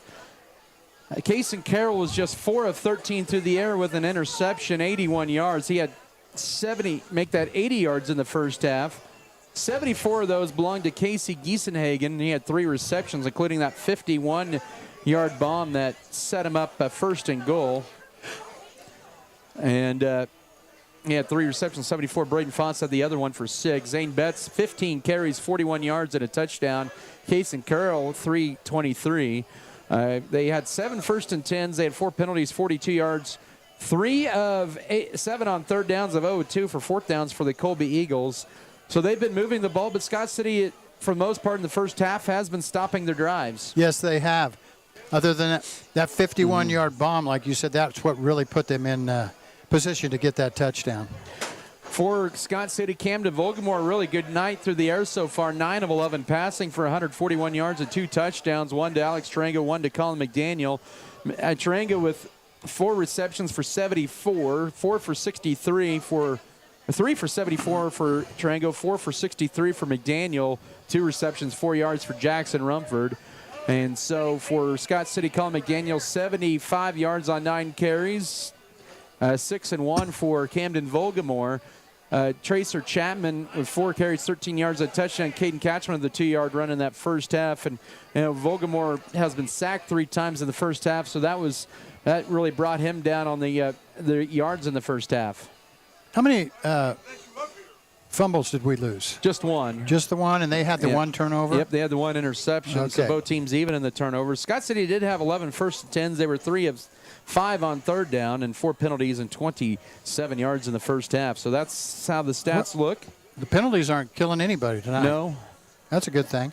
So far, yep. Here we are, still about a few minutes away from second half. Real quickly, I want to keep you up to date here. Tomorrow, Scott City Cross Country will be running just outside of Hutchinson, the 4A Regional. That'll be hosted by Bueller. That begins at 10 o'clock at just right by Prairie Hills Middle School for Scott City Cross Country. And then in the afternoon, maybe around 2 or 3 o'clock, it's 3 o'clock, Scott City's volleyball team will be in the 4A substate. They have to go to Towanda at Circle High School. They'll face an old MSAA foe. I believe it's the first meeting between the 2 schools since 2009, but the Pratt Greenbacks and Lady Beavers of Scott City face off in a sub-state semifinal round. Towanda, just northwest of Wichita. Northeast. Northeast of Wichita and just west of El Dorado. Yeah, so El Dorado is considered an East team right now in 4A this year. Wow. And Circle Towanda, which is maybe not even 10 miles, is a West team. Yeah, that's something. Yeah. the Kansas Turnpike, the dividing line there. Well, that shows you how many 4A schools there are not Yes. in the western end of the state. Isn't that the truth? Let's take our final break, a 2-minute break. We'll come back with scores across the state and from the league. It is Scott City leading it here at the break over Colby, 22-6. Back in 2 minutes. This is Beaver football.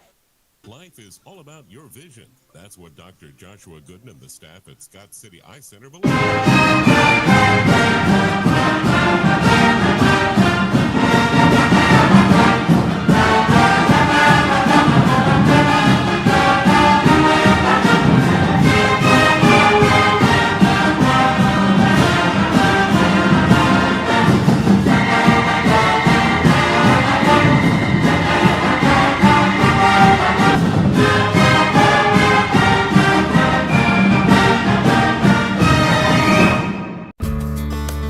Adding value to our community has been our priority since day one. That's why the Scott Co-op is here with 8 elevator locations, 2 service stations, 5 card trolls, bulk fuel and oil delivery, as well as a full-service agronomy department, including agronomy services, seed, chemical, fertilizer, and custom application.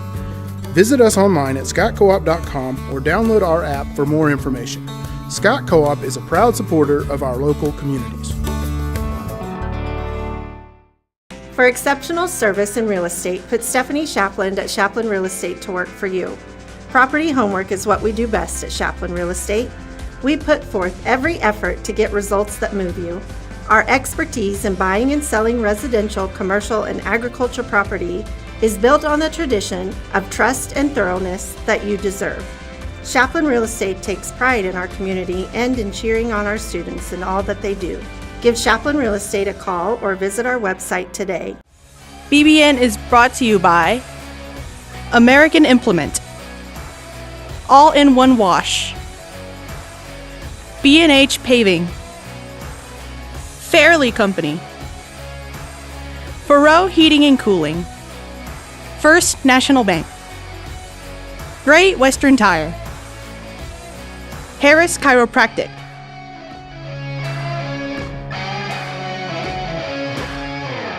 All right, and we are back here at Darner Field in Scott City. We had a couple of escapees from the jail running across here at halftime. I figured out who they were. It was they are double trouble when they are together. Mackenzie Metzger and Kendall Gentry. The place got them and everything, but it was all a joke there for a little halftime entertainment. Yeah, you had me going there for a minute. Hey, look at that. Yeah, bet the escapees have been caught. And but that was pretty cool there.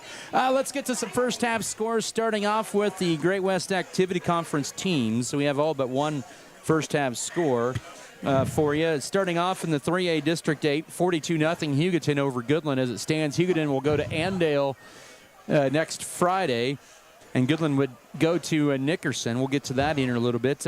Holcomb, they're out of district. They will finish second in the district. They are all over Southwestern Heights, 42-6. At the break. Also, Liberal leading the Ulysses Tigers 30-7 here at intermission. And don't have a Cimarron Hoisington score. That game played at Cimarron tonight. Also a 3A score that Scott City's paying attention to at halftime. Smoky Valley's ahead of Nickerson 16-0. That game being played in Nickerson. And then let's see if we can find some other 3A scores real quickly, or involving 3A teams real quickly here while we have this break before the second half. While you're looking there, yep. The referees all huddled up over here, and then they took a picture of them. Made me wonder if, some of them are going to quit being referees. Who knows? I just found it interesting that was going on. All right, some halftime scores. Rock Creek over Concordia 36-0 in 3A. Also at halftime in 3A, I saw a couple more. Cheney all over Halstead 39-0. Andale was up 29-6 over Pratt at the break. So they're on their way to win number one of trying to get 57 in a row. We hope that doesn't happen. Chapman over Clearwater 24-6 at the break. Wichita Collegiate, an interesting score. They only lead the Hillsborough Trojans, or make that Heston Swathers for that district championship game 14-13 at the break. Wow. And keep in mind, Wichita Collegiate's quarterback, he transferred from Heston in the offseason. Oh, I read about that. Yeah. And so he's over at Collegiate now. Yes, he is. Clay Center, no problem with Marysville break 41-0. And here it's 22-6 here for Scott City over Colby. The Beavers right now, if this is hold and the win, lose, or draw, right now if the Smoky Valley Nickerson score holds as well, it would be Smoky Valley coming to Scott City next Friday night. Was that Heston kid that transferred to collegiate? Was there NIL attached to that? I have no idea. I'm leaving that one alone. Okay. Well, we are ready for the second half. Scott City to kick off, defending the south end zone, as it'll be Jackson Rumford. And this is going to be a big opening series in the second half. We'll see how Scott City comes out and fights here in this third quarter. After not a good second quarter. High end over and kick. This will be taken by Foss on one bounce at his own 7-yard line. Up the middle, 15 to near the 20-yard line. And a nice play that time by the senior Aiden Presson on senior night. Nice tackle. Aiden Presson. You love to see those kids get in there on the kickoff, kick return, that kind of special teams. He's been one of those that's slowly gotten a little bit more playing time as the season's come along. And he did not go out since his freshman year until this year. So it's great to see him back out on the gridiron. Oh, yeah. It makes it fun, and especially when they can come in and get a tackle, that makes it even more fun. The Eagles will line up in their 4-receiver set. They'll send Guy Tubbs to the left, and first down up the middle to Zane Betts. Tackle by Tanner Gooden for about a gain of 2 to the 20-yard line on first down, and it'll bring up second down and 8.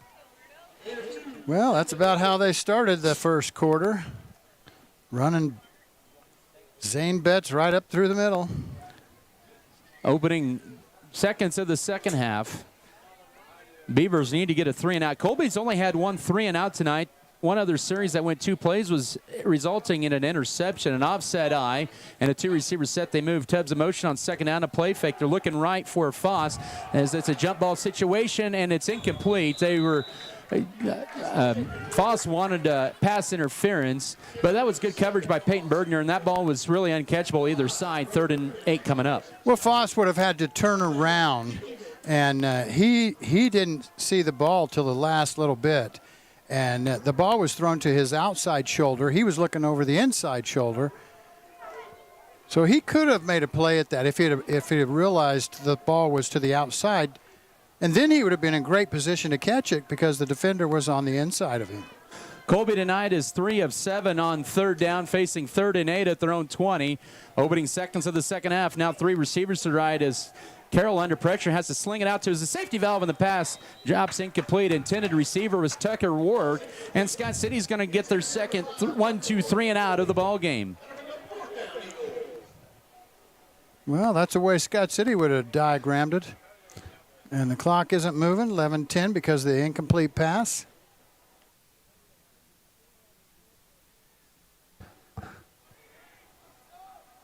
He heard you. All right, there we go.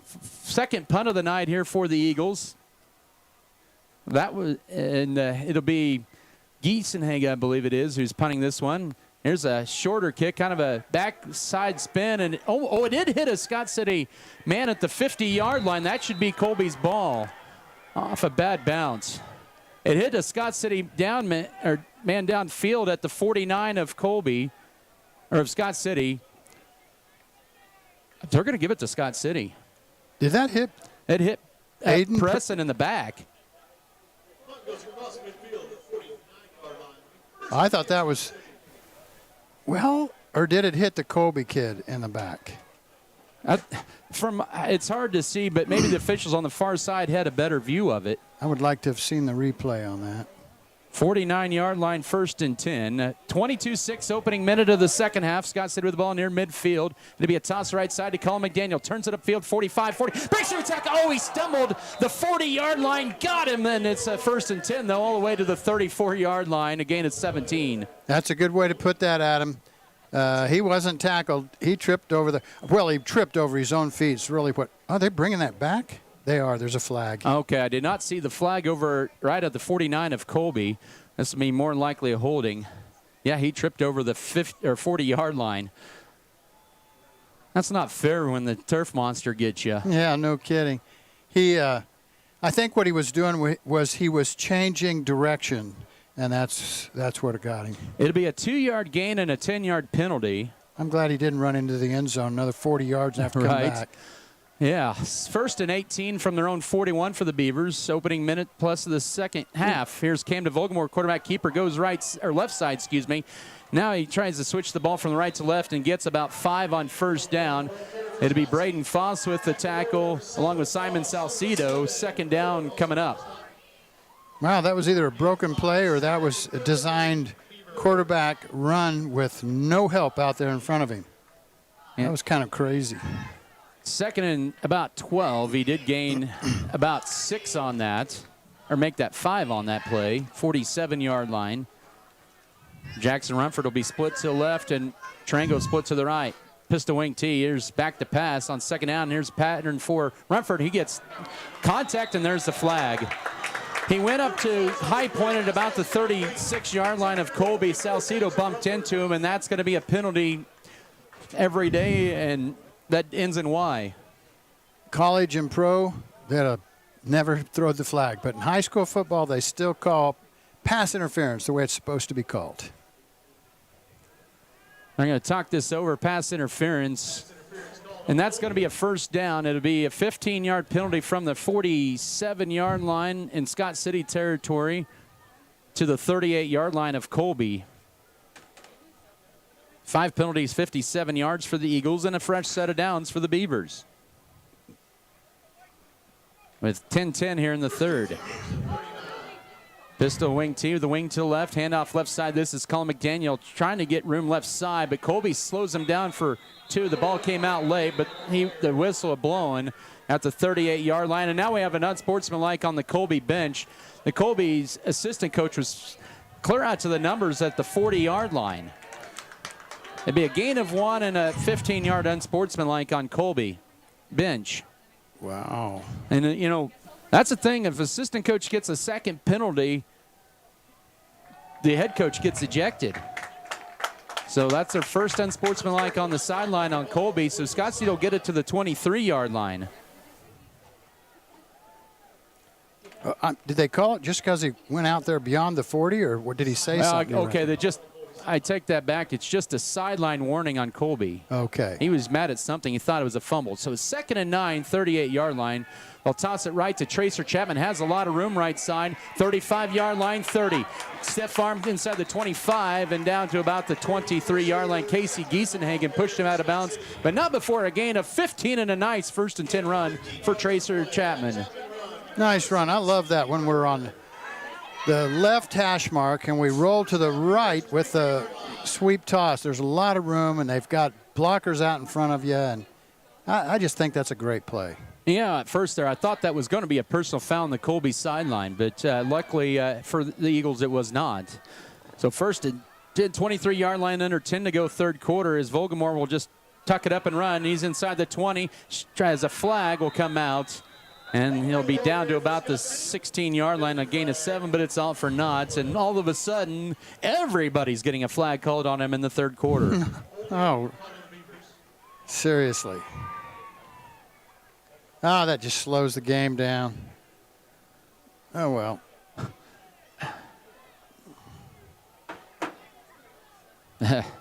Interesting. It's 1st and 20.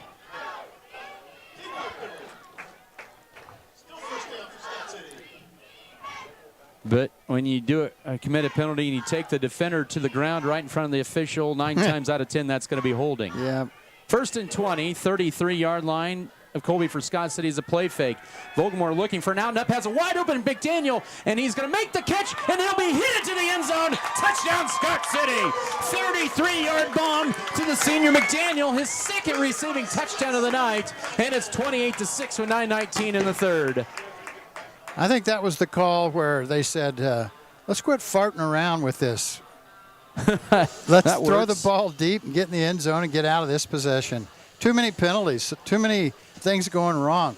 Let's make one pass and finish it. Sure looked good, too.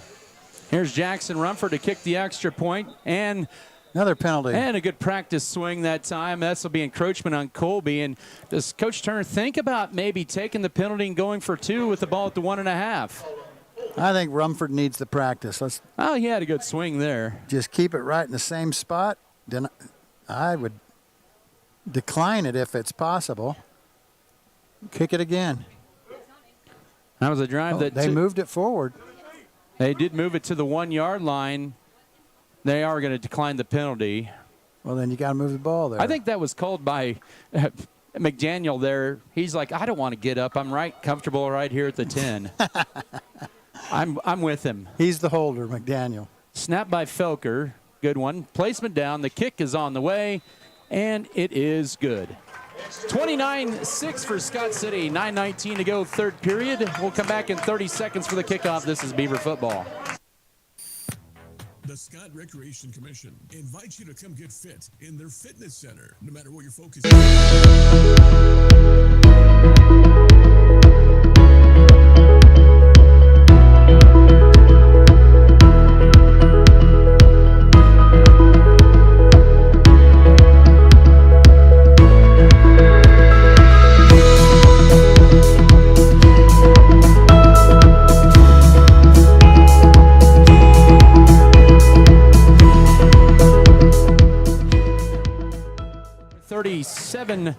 Or make that a 38-yard bomb to Colin McDaniel from Camden Volgamore. The extra point knocked in. McDaniel now right at 100 yards receiving on 5 catches and 2 touchdowns. He now has 8 receiving touchdowns this year. Volgamore 3 touchdown passes tonight.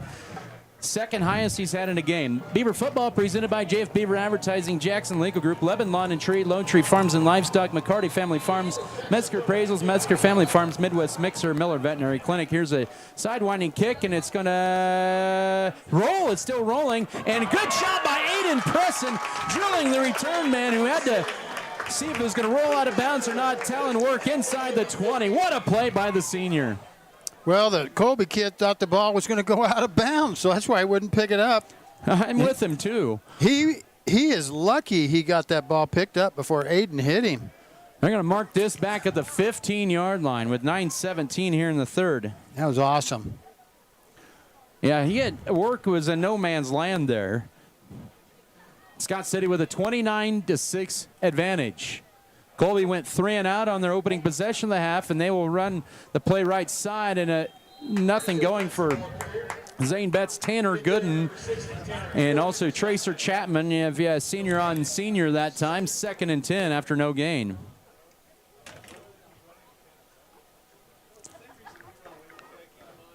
So as it stands, Scott City would play Smoky Valley here next week. They were up 16-0 at halftime. That'd be our first playoff game. Correct. 2nd and 10 for the Eagles. And now we have a flag on the left side, and it's going to be offsides on Scott City. Man, this has turned into Flag City. We're not Scott City, we're Flag City. Yeah, something like that. Well, all of a sudden Oprah's in attendance tonight. You get a flag, you get a flag. You get a flag, you get a flag. And that's one thing about it. They're not just calling them on Scott, they're calling them on Colby, too. Oh, no, they're calling them on both sides. You're right there. It's just, I'm getting at, it's Flag City tonight. It's just both ways. Everybody's getting flags.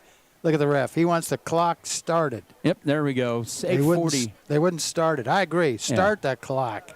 8:40 to go, third quarter. 2nd down and about 4.5 from the 20-yard line. 29-6 as Scott City shuffles their personnel late. They get it in time there, and they'll hand it off up the middle to Betts, and he runs into Baylor Vasquez at about the 23, maybe 24-yard line, about a yard shy, setting up a 3rd and 1. And Oscar Mendez as well on the tackle. Way to go, Baylor. That run was a good one for Betts. 3rd and a yard. He has 18 carries and 47 yards tonight.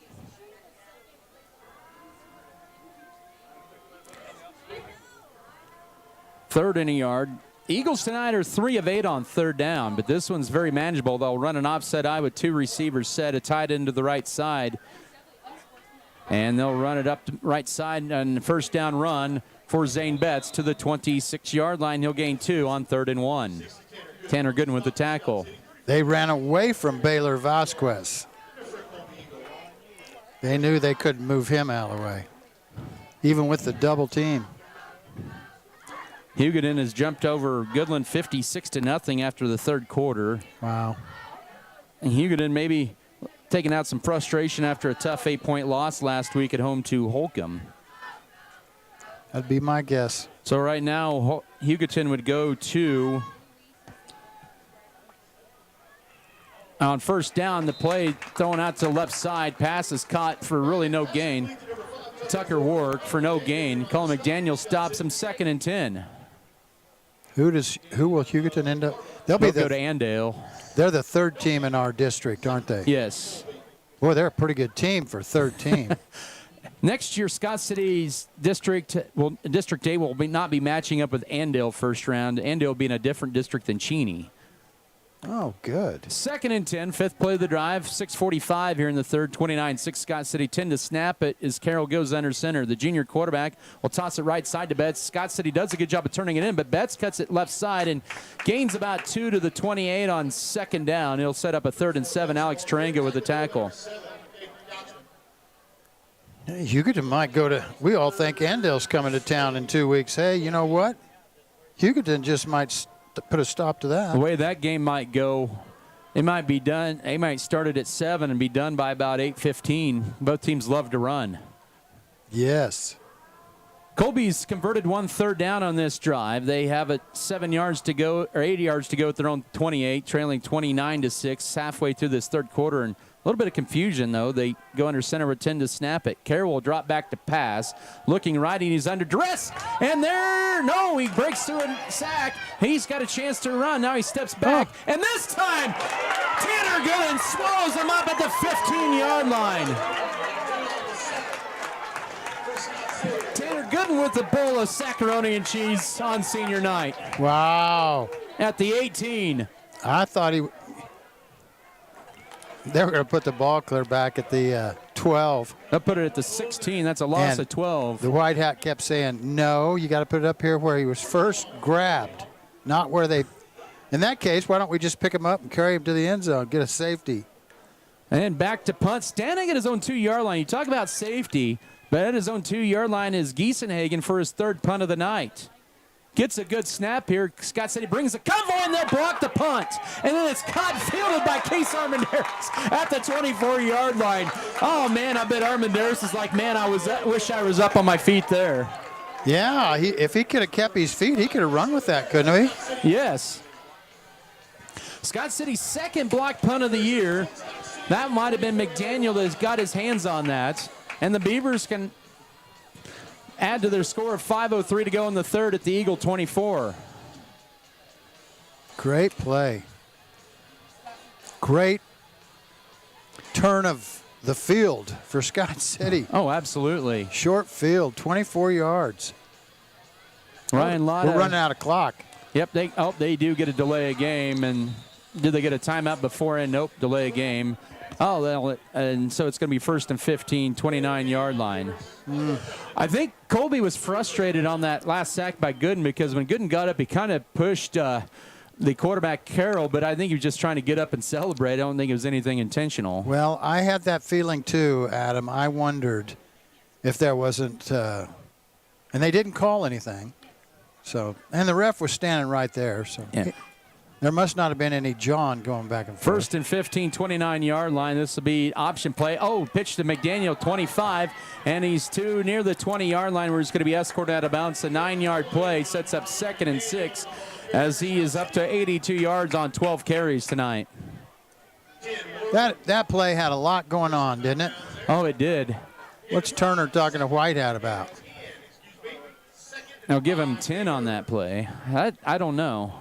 I like the idea. There was a lot of opportunity, a lot of places that ball could have went. 2nd and 10, Vogelmore handed off. This is to Griffin Edwards and a nice run as he backs his way to a 1st down into the Lewis Automotive red zone down to the 13-yard line, a gain of 7. Little chippiness going on out here, Adam. I think maybe a little frustration on the visiting side.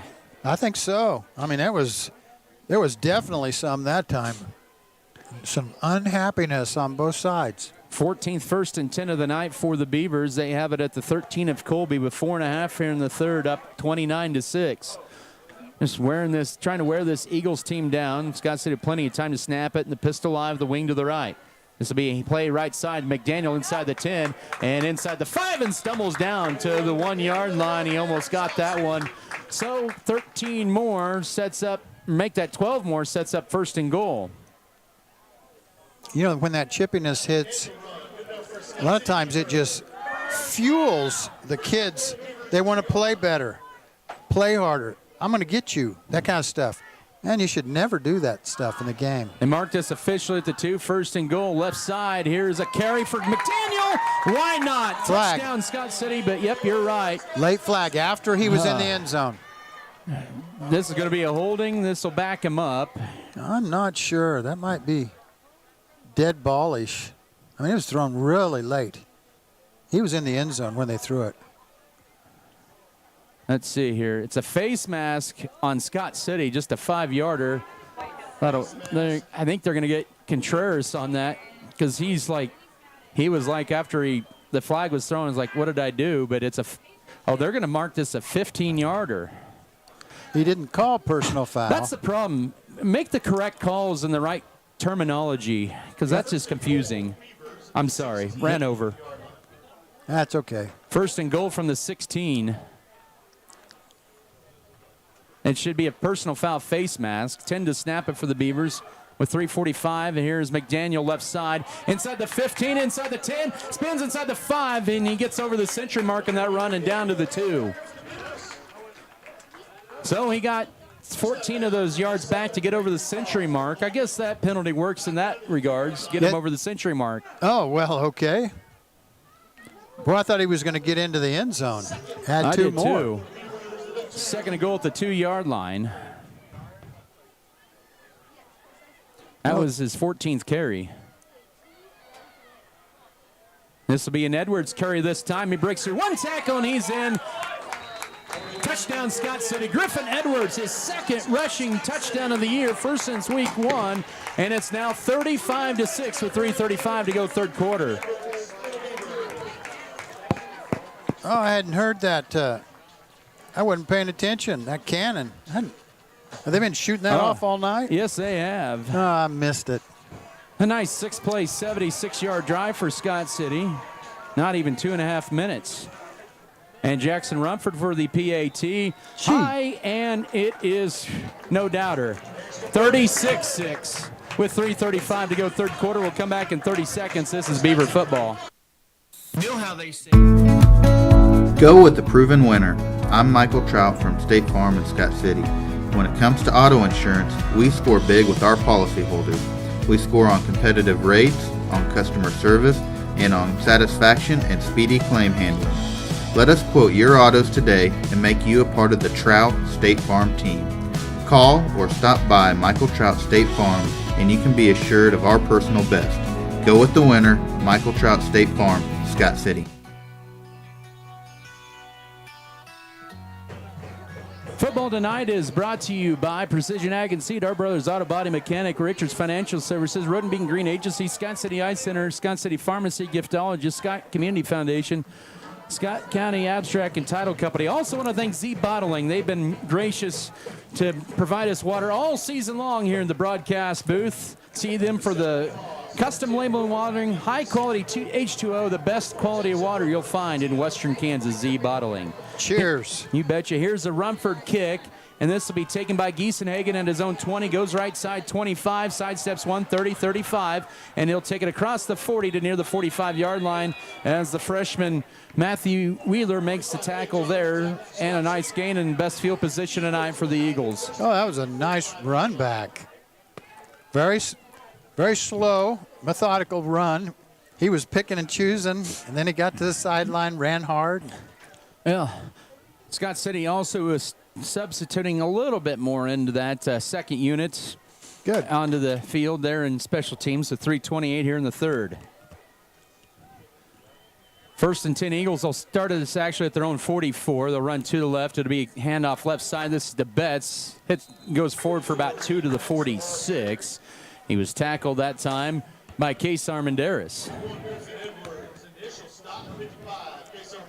These kids out there, they know what the score is, but it's still football. They love to hit each other, play, try their best. It's fun. I just love watching these kids play. Both sides. The Colby kids are fun to watch, too. You know, I got family living in Colby now. Yeah. Someday I'll probably have to wear an orange shirt, Well, cheer for the Eagles. Well, hang on as long as you can. 2nd and 8, 46-yard line. Handoff to Betts. He'll go left side, and he'll be tripped up the line of scrimmage, maybe get a yard out of it. Nice play by Gooden. Him and Braden Bruner have been pretty solid along that defensive front this year. 3rd down and about 6 to go, or 7 to go. McDaniel, by the way, has had a season high of carries with 14. Really? Yeah, he hasn't carried it a whole lot. It's been by committee, and he's had some big plays. Betts up to 22 carries. I believe he's probably approaching a season high as well. Final 2:12 of this third quarter. Colby 4 of 10 on 3rd downs. It'll be Carroll play fake. Here's a blitz by Chapman. Tries to track him down. He throws it late. Pass is going to be intercepted by Alex Tarango. Oh, now they may have called him out of bounds. Yep. And then there's a late flag after that. Yeah, I think that'll be on Scott City. Yeah, I had the feeling it was going to be a hit out of bounds. I think, well, looking at the replay here, yeah, there was a late hit out of bounds by Scott City. I don't know if he was initially marked out of bounds or the officials are going to talk this over. It's going to be a penalty on Scott City. That'll give Colby a 1st down. As the officials are talking things over, 3 of them. It was a loss of 1, personal foul on Scott City. And the flags continue to fly here, but on both sides. And it'll be an automatic 1st and 10 on the spot of the foul. So that'll wipe off a loss of a yard there all the way to the 42 of Scott City. Wipes out the interception. I don't know if he was hit out of bounds with the ball. It's so hard. But nonetheless, it's a 1st and 10. And we got a timeout on the field here taken by Scott City. I think Coach Jim Turner wants an explanation here with 2:01 to go 3rd quarter. It's 36-6. Let's take a 30-second break. This is Scott City Beaver football.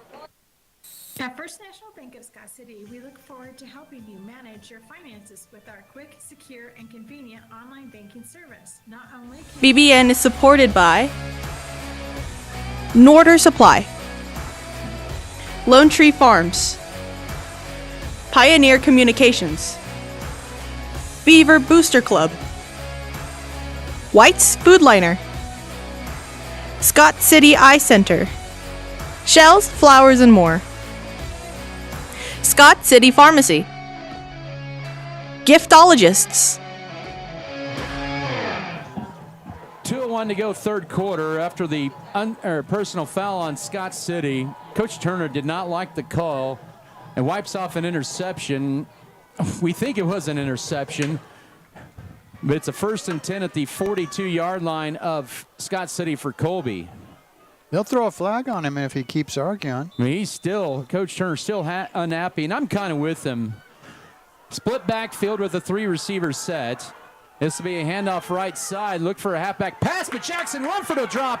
Work back. That is Tucker work all the way back. Another flag. And another flag. This is probably going to be a holding, I would think, on Colby where the ball is. They're going to mark it back all the way to the 47-yard line. That is a loss on the play of 11, which is an interesting spot. I thought it would be maybe initial progress was stopped at midfield, but they mark him back for 3 yards further. Okay, I think we'll be done about 10 o'clock tonight. Holding on Colby. That'll be a declined penalty. And I think we can all agree on that. A good play. 2nd down coming up in 10. Yeah, it is just going slow tonight. Been a lot of penalties both sides. 6 on Colby, 8 on Scott City. This is just the 4th play of this drive. 2nd down play fake. Carroll looking left, going for the home run ball for Giesenhagen, and it's going to be, incomplete. 4 Scott City hands were in that.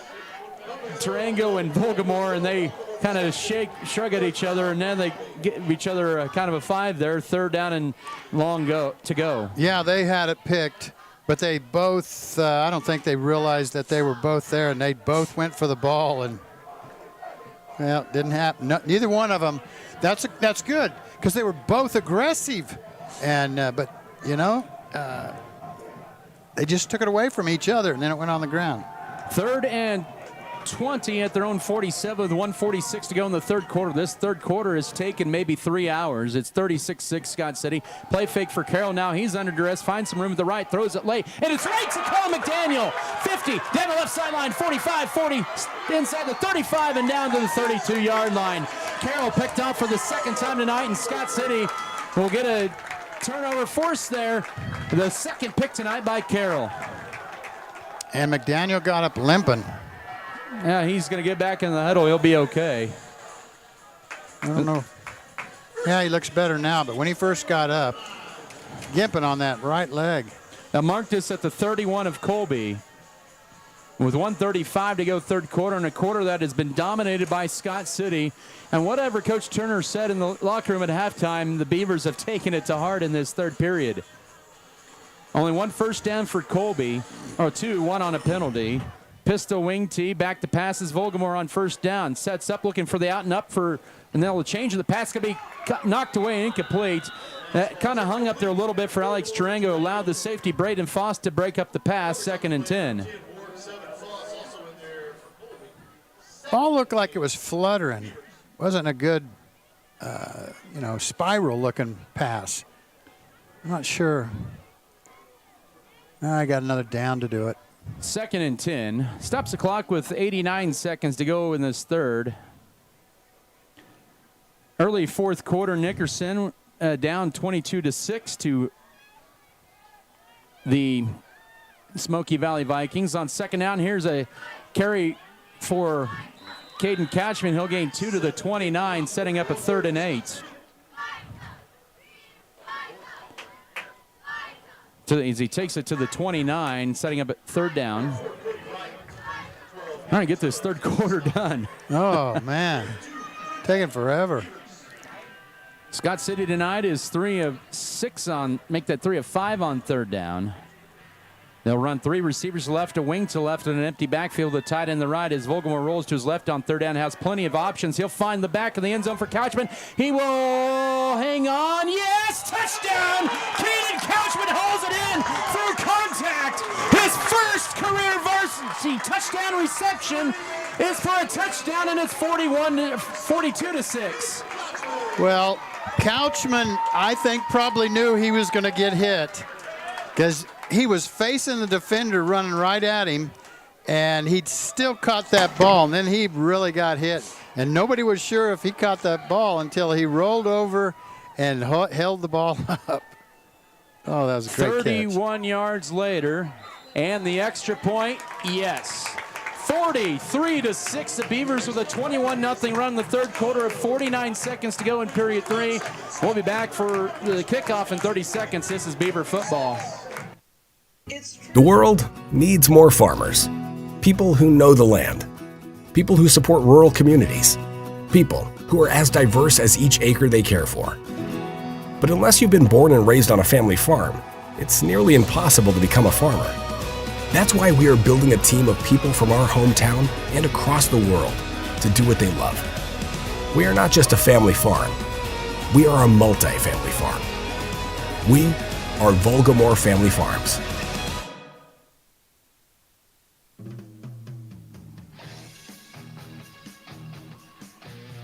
Camden Volgamore, 4 touchdown passes tonight. That one on a 3rd down into the end zone to Caden Couchman, who hung on to it through contact from Simon Salcido. And the extra point knocked 10 by Rumford.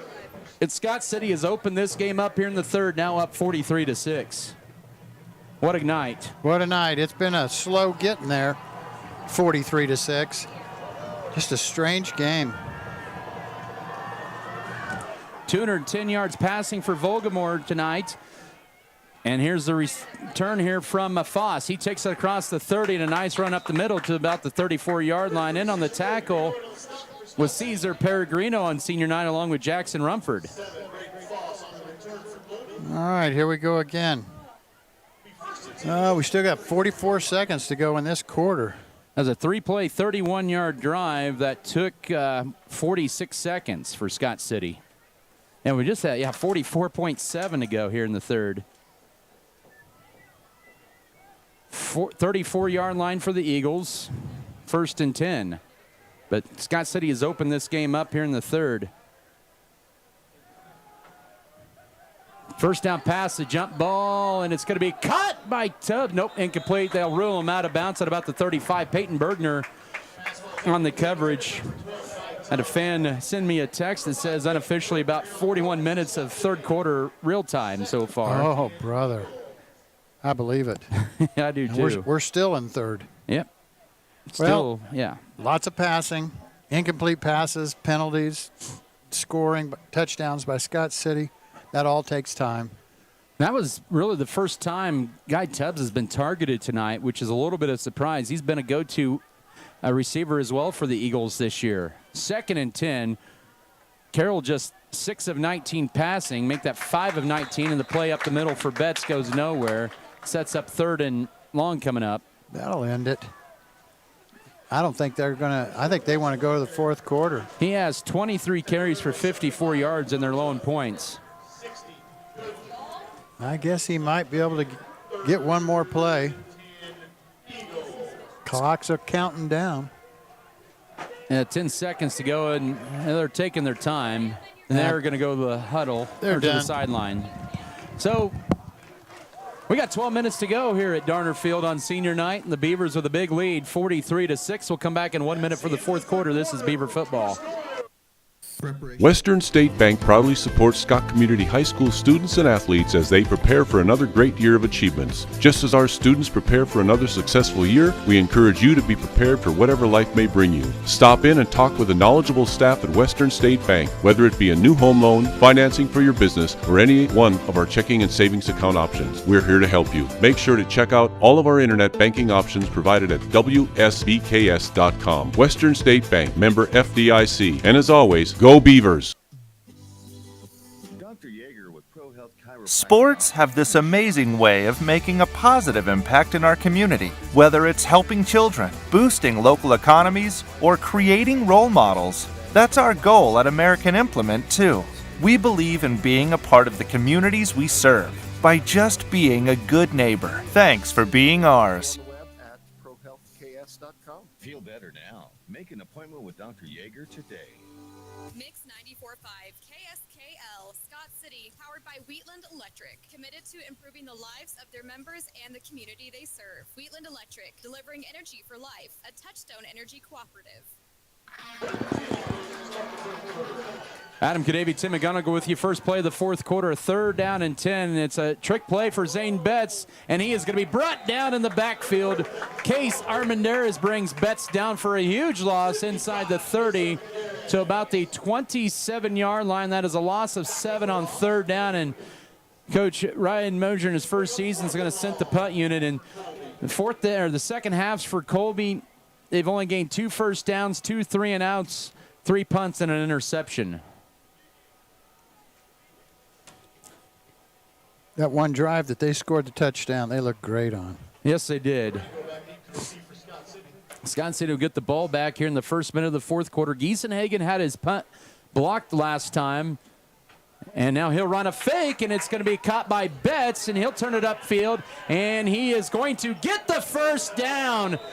I don't think so. At the 45-yard line. He's going to, if this guy in the middle is the one who's going to mark it. This guy over here says they're short. That guy says they've got it. I think he got it, but they may have given him an extra half a yard. So it's too late now. Yeah. They've moved the sticks. Betts with the first down carry to the 45 for 18. So Colby converts the 4th down, and they will keep the ball here. The officials are talking this over here with 11:06 to go.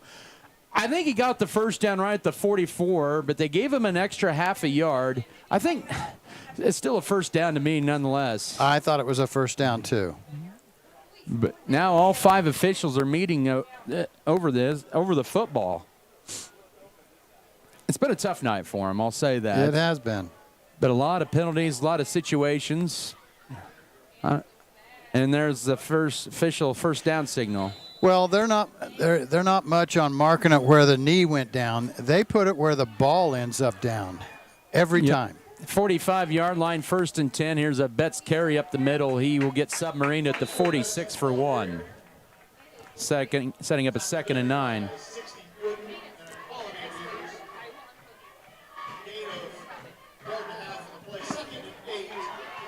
So gain of about a yard.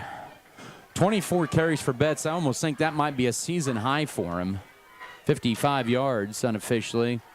Really? But he has rushed for 164 times coming into tonight. 2nd and 8, or 2nd and 9, 46-yard line. Carroll hands it off right side to Betts again. Scott City doing a good job of slowing him down for maybe 1.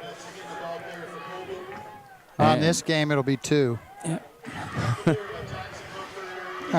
Yep, just a gain of 1. Yep, 56 yards now. 3rd down and coming up.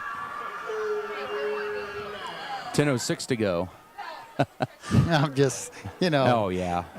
And it's both ways. Oh, no, they're consistent. They've been consistent, and that's all we ask. Colby, 4 of 11 on 3rd downs tonight. They have 8 yards to go at their own 46. A decent snap under pressure, and Carroll finds an alley and will run it forward for about 5 yards to the 48-yard line. Jackson Rumford with the tackle to 48, and about 2.5 yards shy of the 1st down. So about a 5-yard run for Carroll.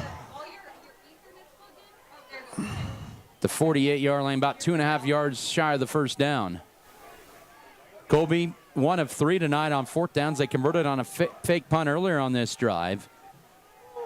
They've changed the play at the line here. Carroll goes under center. Oh, we got movement on the right side.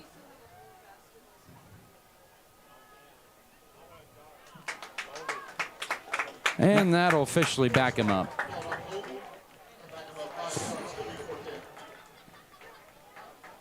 Seven penalties, 77 yards for Colby tonight. And Coach Ryan Mosier, we think, has a change of heart. Will he go for the fake punt 2 times in a row? I don't know. That was a pretty good fake punt. Giesenhagen with the nice 18-yard completion to Betts on that fake punt. Alex Tarango deep to return. Scott said he hasn't had a punt return for a touchdown in 5 years. This will be Tarango will take it on a bounce. He gets by 1 at the 20-yard line, 25. He'll take it across the 30 and will be brought down at the 31-yard line. It looked initially like a face mask on Guy Tubbs, but he had him around kind of the front of the jersey with 8:31 to go. So we have not scored on a punt return in over 5 years? Correct. Wow. I was kind of hoping that I would change that on that reverse jinx there. Yeah, I get it. Us broadcasters, we can. It's like, yeah, they haven't missed a free throw all night long. I was thinking that as well.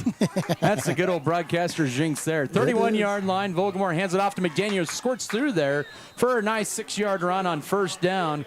A little slow there as he was blocking down. Looks like he'll be okay as he gets up, starts limping a little bit. But 2nd down and 4 coming up.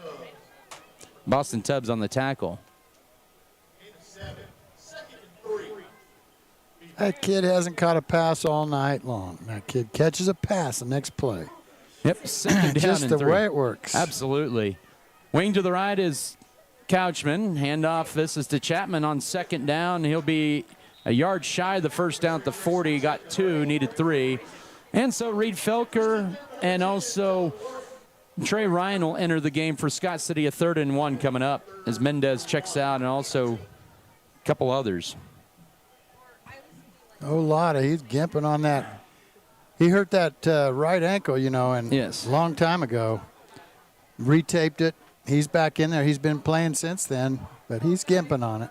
3rd and about a yard from the 40-yard line. Scott City 4 of 7 on 3rd down. They'll pitch it right side. McDaniel, a lot of room right side. 50-yard line, 45. Stays on his feet. It's a 1st down run, but we have a flag all the way back at the line of scrimmage.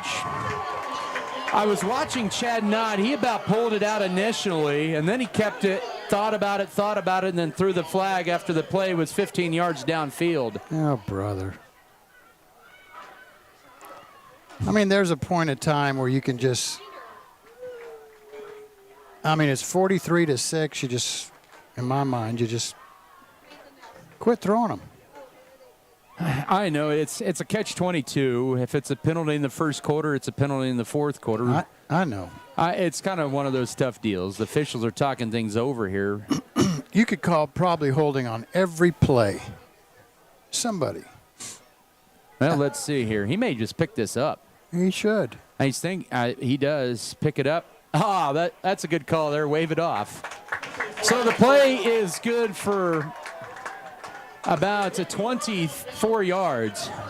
Hey, Coach, we owe you one from the other side on that one. When you got really angry, we owe you one. So we're going to give this one to you. 7:14 to go. Ball just inside the 37. Now White Hat's got to go talk to Colby. And I can understand why they would be frustrated on that as well. Absolutely. Where it happened at the point of attack, I remember the Colby defender putting his hands up. He felt like he was guilty of being held. And so that's kind of where it all went there. 1st and 10. Oh, here's a big run for Chapman up the middle as he lowers his shoulder, runs over Braden Foss for 12 more to the 25-yard line for a first down. Oh, that was good. 1st and 10 at the 25-yard line with 6:55 to go. Beavers up 43-6.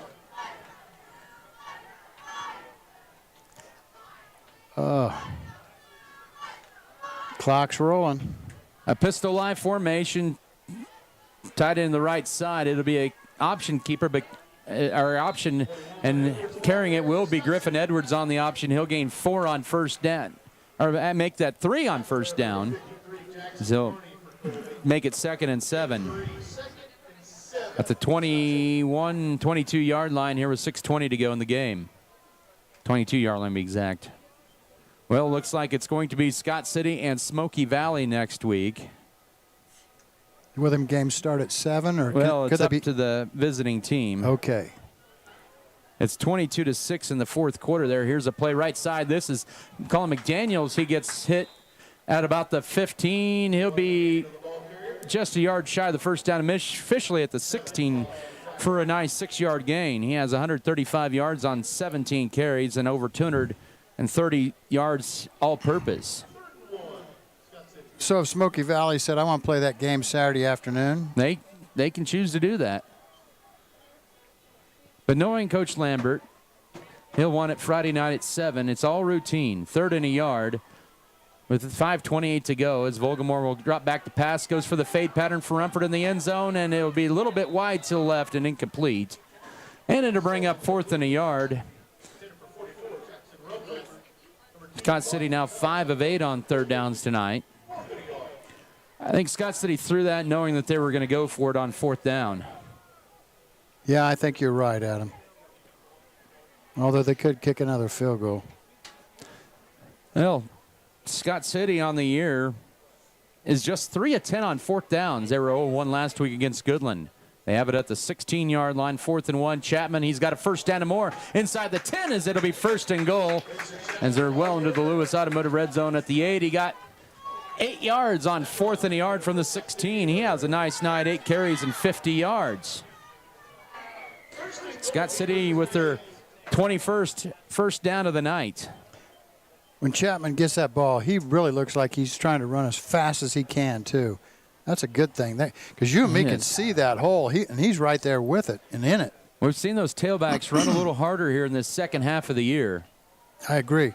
1st and goal from the 8 with 4:48 to go. This has been about a 4-minute drive. 8th play of the drive, excuse me. Oh, an option fumble picked up by, as a flag comes out, picked up by Colin McDaniel, and that one just went to a disaster. I think that was a marker, not a flag. Oh, it was a marker. You're right. Well, I'm used to seeing flags all night, but I know. It'd be a loss of 3 to 11, 2nd and goal. No, yeah, you're right. It was a marker, just a spot where the fumble was. All that does is continue to burn the clock down to 4 minutes and change to go. Ball at the 11, 43-6 Scott City. This will be a toss to Chapman right side. He's trying to get to the outside, and he does. And he gets inside the 10 and leans forward to the 7. Be a gain of 4 on 2nd down, and Betts with the tackle. Brings up 3rd down and goal from the 7. And he didn't get out of bounds, so that kept the clock running.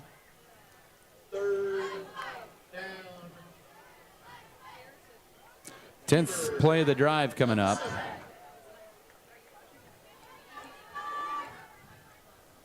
Gorgeous night to play It football. is. They'll send a trio of receivers to left, a wing to left, a tight end to the right side with 3.5 to go.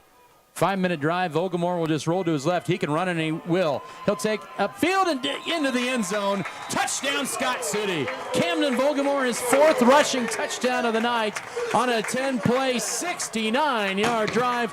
What a nice 5-minute drive for the Beavers, and 5:08 to go up 49-6.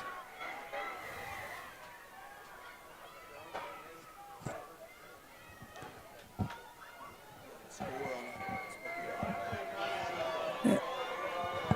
28-6, Smoky Valley now leads in the 4th quarter. About 6.5 minutes to go. So for the 50-burger here, this is Rumford. His kick is up, and it's about halfway into his backyard. Oh, my God. 50-6, Scott City with 3:23 to go. We'll come back with 30 seconds for the kickoff. This is Scott City football. Sports have this amazing way of making a positive impact in our community, whether it's helping children, boosting local economies, or creating role models. That's our goal at American Implement, too. We believe in being a part of the communities we serve by just being a good neighbor. Thanks for being ours. Wow, that was in 1987? Yep, I wasn't even born then, and my mom Allie was just a little kid. Now we know about Plain Jans. 35 years old? Wow, that's really old. Mix 94.5 KSKL Scott City, powered by Wheatland Electric, committed to improving the lives of their members and the community they serve. Wheatland Electric, delivering energy for life, a Touchstone Energy cooperative. Bud's Fishing and Hunting Supplies. Oh, bring it back. Oh, there we go. Scott City has scored 28 in a row here in this second half. That one was a 10-play, 69-yard drive in 5:08. Camden Vogelmoor now with 5 total touchdowns tonight after that 7-yard run. And Jackson Rumford booted in the extra point as he kicks this one from the 40. A nice end-over kick. This will be Betts on the return from his own 9. Out the middle, 10-15, across the 20, 25, right side 30, 35, and Case Armendariz and Jackson Rumford tackle him at the 38-yard line with 3:16 to go. Colby's football there. They will be headed to Cheney next Friday night. Ooh, what a drive. 4 in this district. As he mentioned, Hugoton shutting out Goodland tonight 70-0. That's crazy. Yes, it is. I guess we weren't that far off. No. Case and Carroll's gone the distance tonight for Colby. And I tell you what, this is a good passing team for Colby. And they've got a great set of skill receivers and are awful young. At 39 with 3:16 to go. They'll toss it right side to Betts on first down, and he'll take it for, about 3 yards to the 42-yard line. Is now in there is going to be Kevin Wiebe as well as Adrian Alarcon. As some of the ones are starting to check out, also in there, it's going to be Adrian Garcia, a freshman in for Scott City.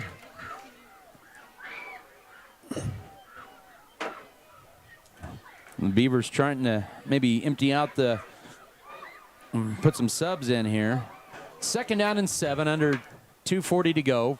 50-6 for Scott City. It's be a handoff to Betts going right side on 2nd down, and Griffin Edwards with a tackle, but not before a nice 4-yard gain to the 41-yard line, setting up 3rd and 2. So do we play Colby in a JV game? They did earlier in the year. Okay. Scott City did win that one. Oh, is it Monday we played Dodge? Nope, that's nope. They actually have Monday off. They were scheduled to play another team, but they were unable to field a JV team. I see. But they do have one more, I think, against Ulysses the following Monday, JV. 3rd down and 2 for Colby. 2 minutes to go. Play fake, busted play. Here's Case and Carroll improvises right side, and he's, I think, going to have enough yardage for the first down right at the 43, and that is indeed a first down. Well, what I was getting at was I thought once we got to the playoffs that they quit playing JV games, just period. Well, and so I wasn't sure. They have in years past, but, after the Week 9 game, I think you want to keep your JV kids involved as well, too. And yes. Get them some time. Yeah, I agree. First and 10, 49-yard line with the 90 seconds to go. I think Colby's helping out, trying to run this game down as well, as this is a carry for Colby's work. That is Talon work. He'll take it for 2 on first down to the 49 of Scott City. Second and 8, Griffin Edwards with the tackle.